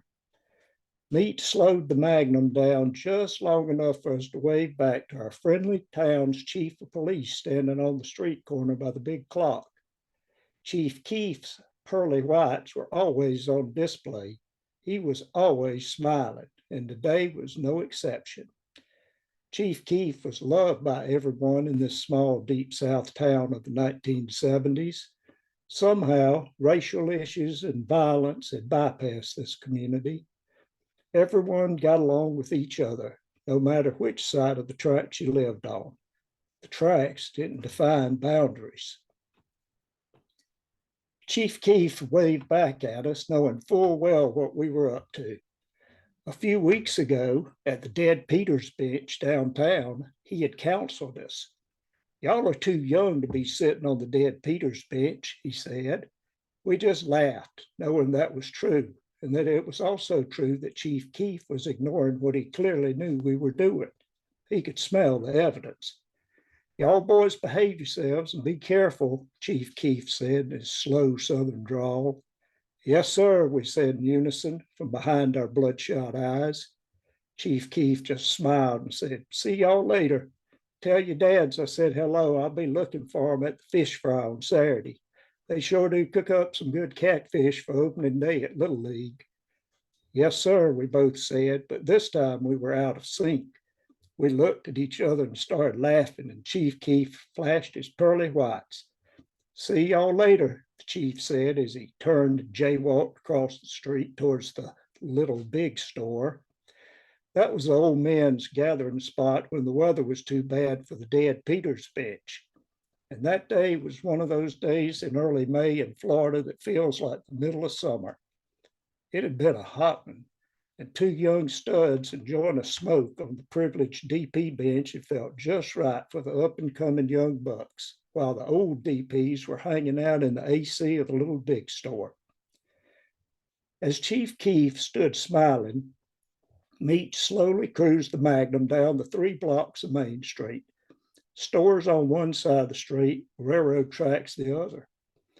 Before we saw her walking into the drugstore, we saw 3 heads on the DP bench fixated away from us and locked onto the figure walking down the sidewalk. In unison, Meat and I followed the gaze of the 3 old men on the DP bench.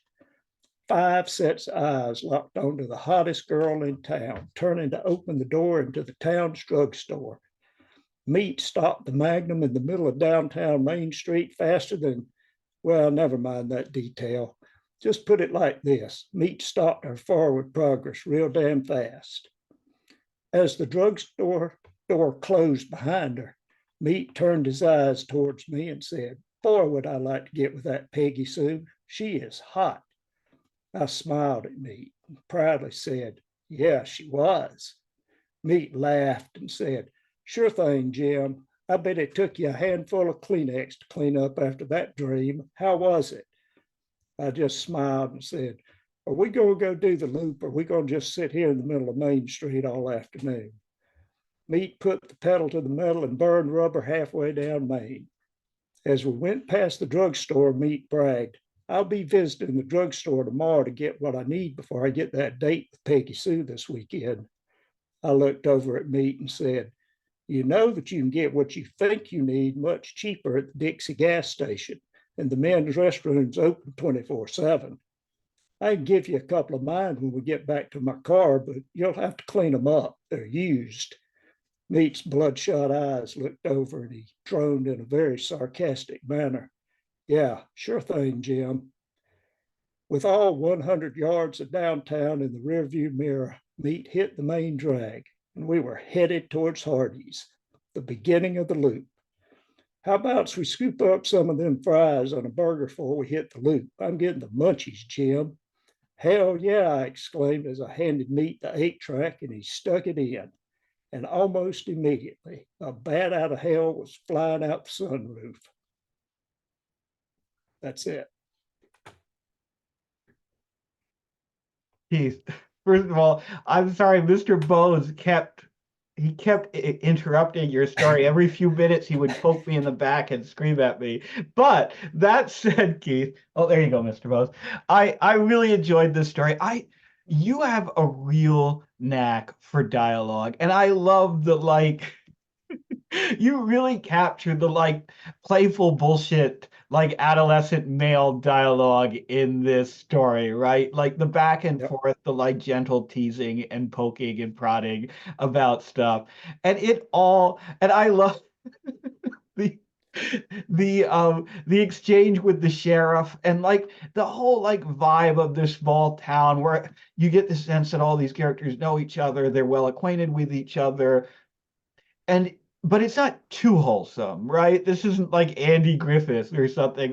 There's still this underlying current of reality, but there's also this current of wholesomeness and at least this kind of gentle familiarity to it. And you create just a real sense of character and place. And I don't know, Keith, it's a world I want to immerse myself in. And it stays all while it stays very light and very breezy and very fun, right? This is a great piece, Keith. I enjoyed it. I appreciate it. And I'm glad nobody died and nobody got an addiction issue out of it. Everyone made it through this one. Yeah, thank you, Keith. And closing out the night tonight is Gabe.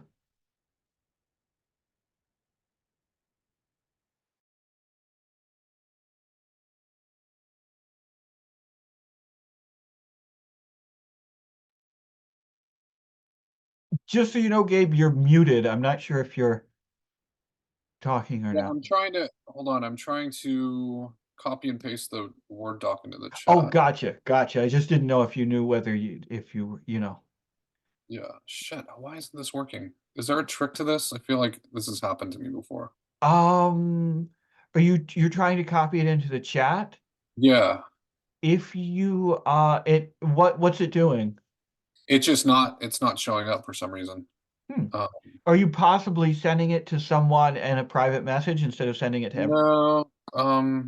Here, I wonder, does that not work if you send it to someone in a private Well, I mean, message? we wouldn't all see it, but it's not showing up at all, you're saying, huh? Yeah. Shit. Can I just forward this to you? Yeah, just shoot me an email and Okay. I will drop it in the chat for you. Sorry for the hassle. Yeah, no problem. Let me just when you send me the link, I'll just have to Okay, I just emailed it to you. Great, let me check, and I'll just make sure that the link works before you start here. Okay. Hasn't gone through yet, but sometimes my Gmail lags a little bit.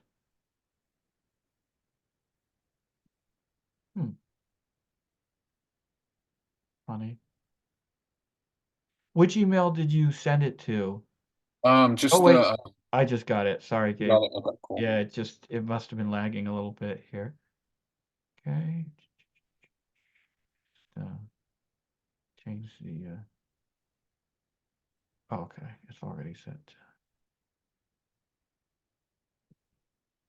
Okay, there we go. All right. All right. It's called Hot Head and Flipwig. Can everyone hear me? Perfectly. Okay. Scanning the foothill for any speed trap and cop cars hiding in the creosote, Cullen Jackson floored the gas up the grade, cutting off every slow-moving, slack-jawed tourist who forgot people actually live in the Morongo Basin and have things to do and lives to live. To those casual visitors, it was all the national park, still 20 minutes past Collins' unpaved community that had recently become desirable real estate only by default of proximity. As the result, the visitors drove slow as a safari, like Collins' own incorporated town was the fucking zoo. "You drive like a fucking animal," he heard the echoes of her shrill voice nag. He winced, then smirked as he lead-footed the pedal into the rare open space of highway. Into a full-grin nod, he felt his psyche unfurl, the last step of their irreconcilable differences behind him, down the hill at the courthouse, their divorce final. Quote, and since it's his name on the deed, Mr. Jackson keeps the house, the judge ruled. Explained to her, please understand, Miss Tylers, you cannot legally take something that isn't yours, even if you did live in fear of your life, as you say, while with your husband. But Mr. Jackson will pay his share of damages in the form of 6 months probationary anger management, effective starting next week. That said, Mr. Jackson, if there are any further incidents between your former wife or any other persons, you will be going to jail. Now that Colin was single, he was determined to stay a free man. And now that she was officially out of the house, his house, and wouldn't be coming back to the restraining order the judge put on him, Colin was going to hole up, buckle down, stop drinking, start working out again, focus on improving alone. His thought sequence defaulted to a Rocky training montage, wincing to his limits at the pull-up bar, grunting knuckle push-ups on the cold gravel of his driveway, chopping wood on his 3-acre property, the first plot of land he ever owned, bought with a small inheritance from his deceased father 5 years gone. And right when he imagined jogging, shadow boxing the thin mountain air, the montage shattered with his ringing cell, the nerve to be calling him again. From a different number, but he knew exactly who it was. One hand on the wheel, the other grabbed the phone.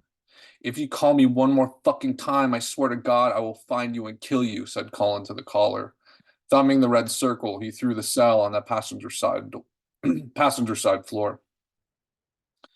After 3 months digging ditches to lay cement for C&M Properties, Javier Rodriguez was promoted to the phones. "Really, me?" he said, oblivious that the manager, Brody Michaels, had been watching him from day one. Brody zeroed in on Javier's gift of gab, the way Javier created the illusion of hard work by moving erratically around the job site, pointing, blinding his coworkers with perpetual chatter until they were the ones doing most of the labor. "Yes, you," affirmed Brody. Javier was convinced he was about to be fired when Brody accused him of being a, quote, waste of manpower out there, until Brody smiled. "Your mouth belongs in the office, not the field." To punctuate the promotion, Javier started growing his hair out, his bald head just a style left over from prison he preferred to leave behind. After his first month of cold calling, he was able to make a nice part to the left of his new high and tight fade. "You're killing it, brother," said Brody, scuffing up Javier's carefully gelled scalp. "Must be the new hair. It's like your flipper wig." Javier scowled, taking out his comb to redo his do. "Don't fucking touch my head again," he warned. But Brody was already patting the back of another caller in the middle of the lead. "Hello, sir. Are you the owner of 9184 Desert Willow Drive? If you're interested in selling your property, we can offer you cash today." Brody's C&M Properties had a formula, and they were sticking to it. Once they picked a rural region with potential, they'd research property values and cherry-pick the ones with highest projected appreciations, using market data and other comp homes in the area. After they'd find the current owner, often lone demented seniors about to expire or anyone with a police record, they'd gather intel on what Brody called their weak spots that might lead to them being easy marks to sell their home for cash. Once they made a deal for a fraction of the market worth, they'd hire guys like Javier's old crew for quick remodels that often added $300,000 to their value in the flip. But that was the longer con, compared to the hundreds of properties C&M currently owned as vacation rentals. All that was required with these glorified homesteads was a hasty interior furnishing, a Keurig machine, a cheap Crosley turntable with some Eagles and Graham Parsons, and a framed print of a Joshua tree, in case they forgot where they were and what they were doing, since they already failed to consider residents were already financially struggling to live there. One of Brody's 2 cells rang, his business line. "C&M Properties, good afternoon, Miss Jackson? Oh, but not anymore? No need to apologize, Miss Tylers." Brody had mastered the good-natured laugh for disarmament. That's okay, I've got time for a long story. Brody sat and listened with the strategic sprinkle of, I see. Well, we unfortunately don't offer long-term rentals, but what if you treated yourself to a nice staycation in one of our VRs? I could do an STR deal for you with a $100 ADR until you find your forever home. Brody realized too late that he had been careless with the caller when he had to explain all the abbreviations. No? Yes, I definitely understand. Best of luck to you, miss. Javier glared at Brody, ending the call. Silhouetted against the sun-blasted window, Brody turned. His profile of an open-mouthed smile confused Javier. Best of luck always meant no deal. Hey, Javier, you know that one drunk guy you hate calling? 312 Rawson Drive. Yeah, what? Javier clenched his teeth. Well, that was his ex-wife. That was his wife, ex-wife, fresh. Said she saw her billboard, then started talking a mile a minute. Sounded like an emergency, like she's more scared of her ex-husband than you are. I ain't scared of that fucking borracho, Javier sneered. Brody had made him call the guy a dozen times, and he was sick, not scared of being cursed at in slurs. Ironically, the one time the guy wasn't hurling obscenities turned out to be the most uncomfortable, when he got very intimate with Javier, man to man. Do you know what it's like to be barely making ends meet when your wife is the one bringing most of the bread, but you haven't seen her in a week and you have no idea where she is, what she's doing, or who she's doing it with, and all you could do to calm your nerves is keep drinking, which is the exact reason why she left, and all the while you know there's a gun right there under your mattress? When he mentioned gun, Javier's attention had gone straight to the one he insisted on keeping in his glove compartment. Though he had been out of prison for a year, he was still convinced, maybe even more so, that someone was going to kill him when he least expected it. To him, self-defense was worth risking his last year of probation. Anyway, you probably freaked her out with that forever home shit, talking to that bitch like she's a fucking rescue dog. Javier shook his head. Brody laughed. Stay on track, Javi. Call him. Now. For me. Last time. Promise. Javier exhaled, staring at the cell, mentally running through his tired pitch for natural flow, assuring to insert Mr. Jackson and not one of the 100 other residents he had been calling that week. Hello, Mr. Jackson. This is Javier. We talked in the past about us buying your property, and this is a friendly check-in to know we're still interested. It was protocol for CNN properties to white lie from their opening line, to trick the homeowner into believing they were already thinking about selling. The power of suggestion in desperate times. Just a friendly reminder, you mentioned you'd sell it to me as is. If you guys are thinking about moving out, you could just leave whatever you want behind and we'll take care of everything. He grabbed his comb and restyled his part. Quit playing with your fucking hair and call him, said Brody. Gelled and ready, Javier dialed the number. Someone picked up, but Javier barely got a word in. Hovering over his shoulder, Brody watched Javier's eyes go from jaded slits to bright white bulges, slamming the cell on his desk. What happened? Don't fucking worry about it. I'm taking a long lunch, said Javier. And before Brody could ask him to grab him a Starbucks on his way back, he was out the door. Since Brody didn't allow personal cell phones in the office, Javier kept his safe in his truck's glove compartment, right next to his gun. He jumped in the driver's seat, popped it open, and grabbed both, typing 312 Rawson into his maps. Slipping his piece inside his jacket, he peeled out, cursing Brody peeking out the office door, waving his hands, mouthing the words, Starbucks, I'll pay you back. But a repayment was already in progress. No one was going to threaten Javier's life when all he was trying to do was survive. Javier floated up the grade to pay Mr. Jackson a visit, to teach him a lesson in accelerated depreciation. Colin was listless, wandering around his home, nearly overwhelmed by the quiet. This happened every time he thought he wanted solitude. When he finally got it, it was the last thing he could endure. Why does being alone with nothing but your thoughts feel crowded? He pondered, pacing around the house, picking things up, putting them back down again, until he stuck his hand under the mattress, where he kept his gun and his ass pocket bottle of early times. Liberating them both from the hole in the box spring, he twisted the cap and took a deep gulp, trading its contents with the glaring emptiness he kept staring at inside the bottle, while the other hand gripped the pistol for no logical reason besides the fact that it felt good, powerful, and safe. When he heard his driveway gravel crunch and spray, he ran to the window, peeking through the blinds. A red Toyota truck, a well-coiffed, furrowed-browed driver, slamming the door behind him as he reached into his jacket, his finger on the trigger safety. Out his back door and horseshoeing to the side, Colin slowly creeped, both hands on his gun he now held in front of him. Through the adjoining corner windows, he saw the driver at his front door, both hands on a gun he now held in front of him. Their eyes met through the glass. The two men spun, then froze, like twin gears jammed, guns as their cogs, pointing at one another, stuck in the same machine. Who the fuck do you think you are, was the call. Who the fuck do you think you are, the response. But neither man could respond to the deceptively simple question, even without the distant sirens swelling or the breathless constriction of their throats. They had both simply forgotten the answer. Holy shit, Gabe. Holy shit. I love this piece.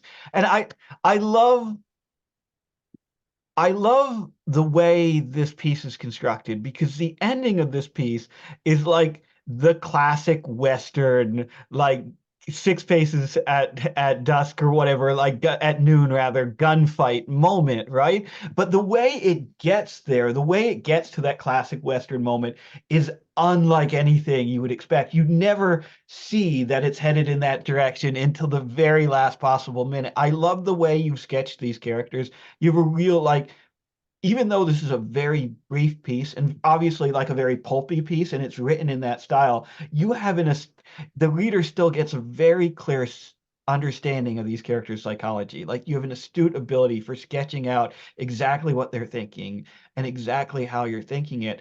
And for me personally, these sort of pulp pieces live and die like on two levels. One, in the dialogue, and two, in like the details of the crime or the details of the seedy world that these characters occupy. And you nail both of those things here. Like, the dialogue feels 100% authentic. It feels 100% real and effective. And number two, the way that you like sketch out the details of the like real estate scam, it's so good.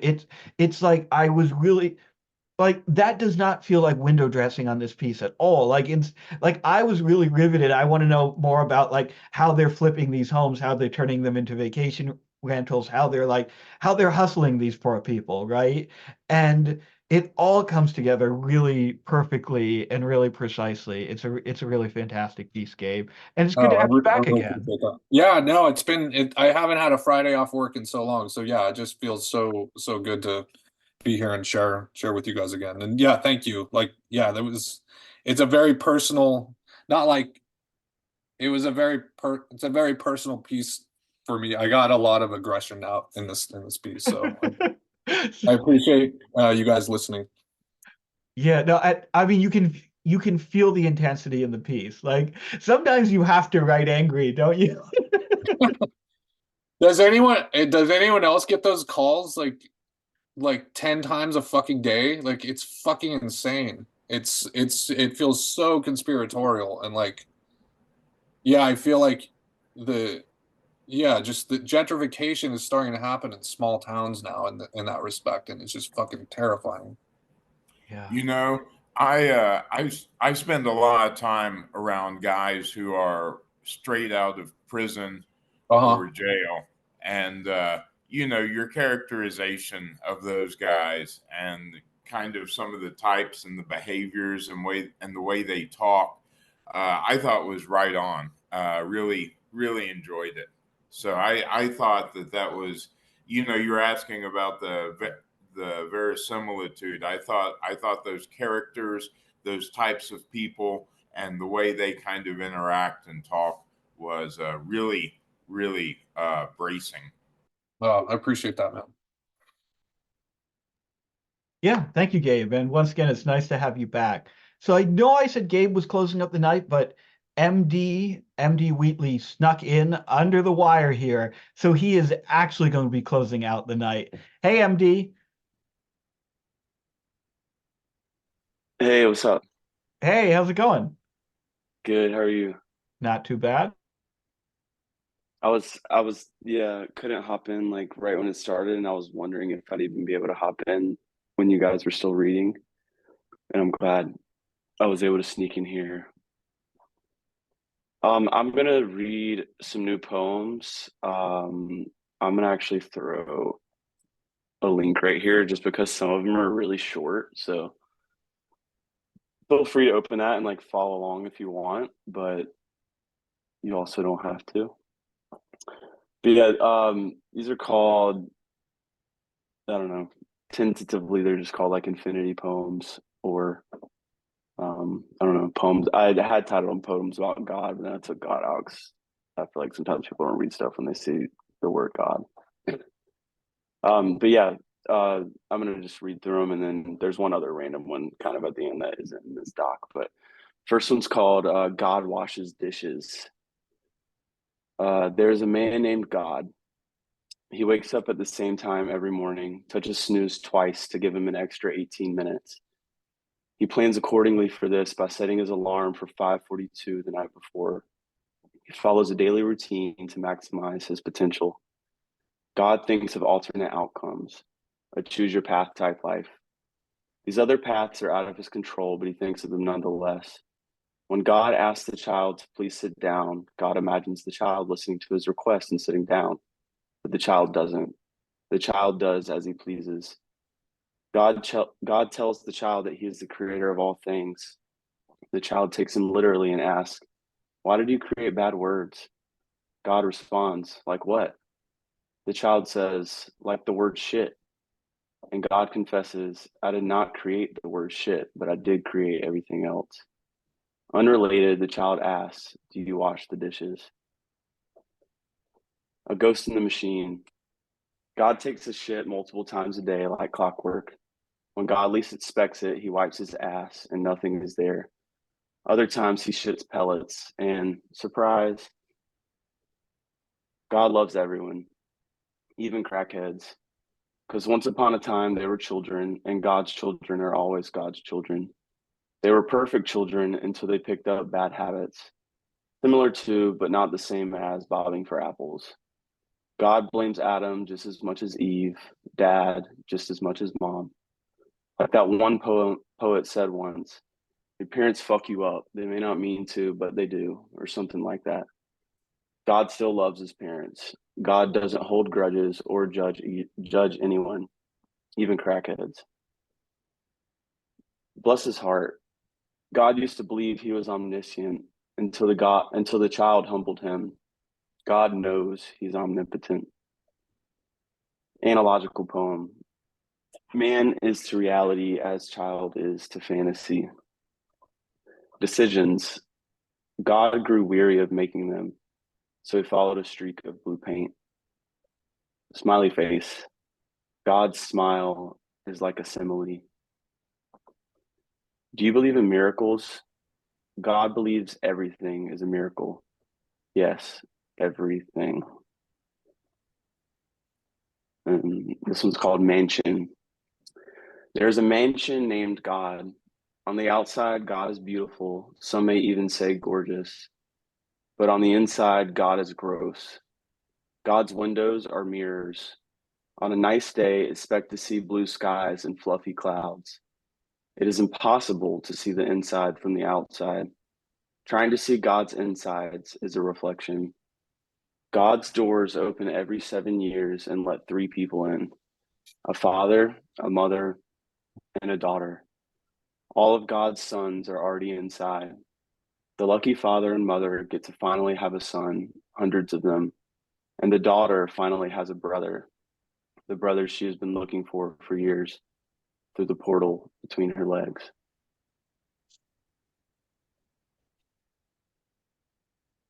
And that is complete.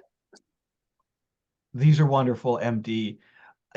So I really love what you're doing here, because so often, like poems about like religious poems or poems about God or poems about divinity can be either like really abstract or really cold or really serene or really distant or whatever. And there's none of that here. You've done this wonderful thing where these pieces are like playful and profound at the same time. They're as profound and heartfelt and spiritual as like religious poems need to be, but they're also really playful. They're also, I love the end of, yeah, it's the first one, like the dialogue between God and the child, where like he asks him, like, well, why did you make the word shit then? And then it's like, well, I didn't, but like those little details, that like sense of playfulness, that sense of like innocence too, which is something that in your when you read your collection of poetry was very much present. That like sense of childlike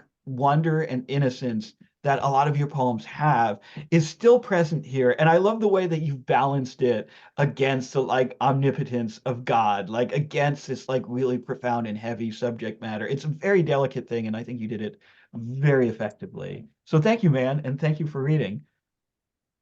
Yeah, thank you. Yeah, these poems, I don't know. Yeah, they don't.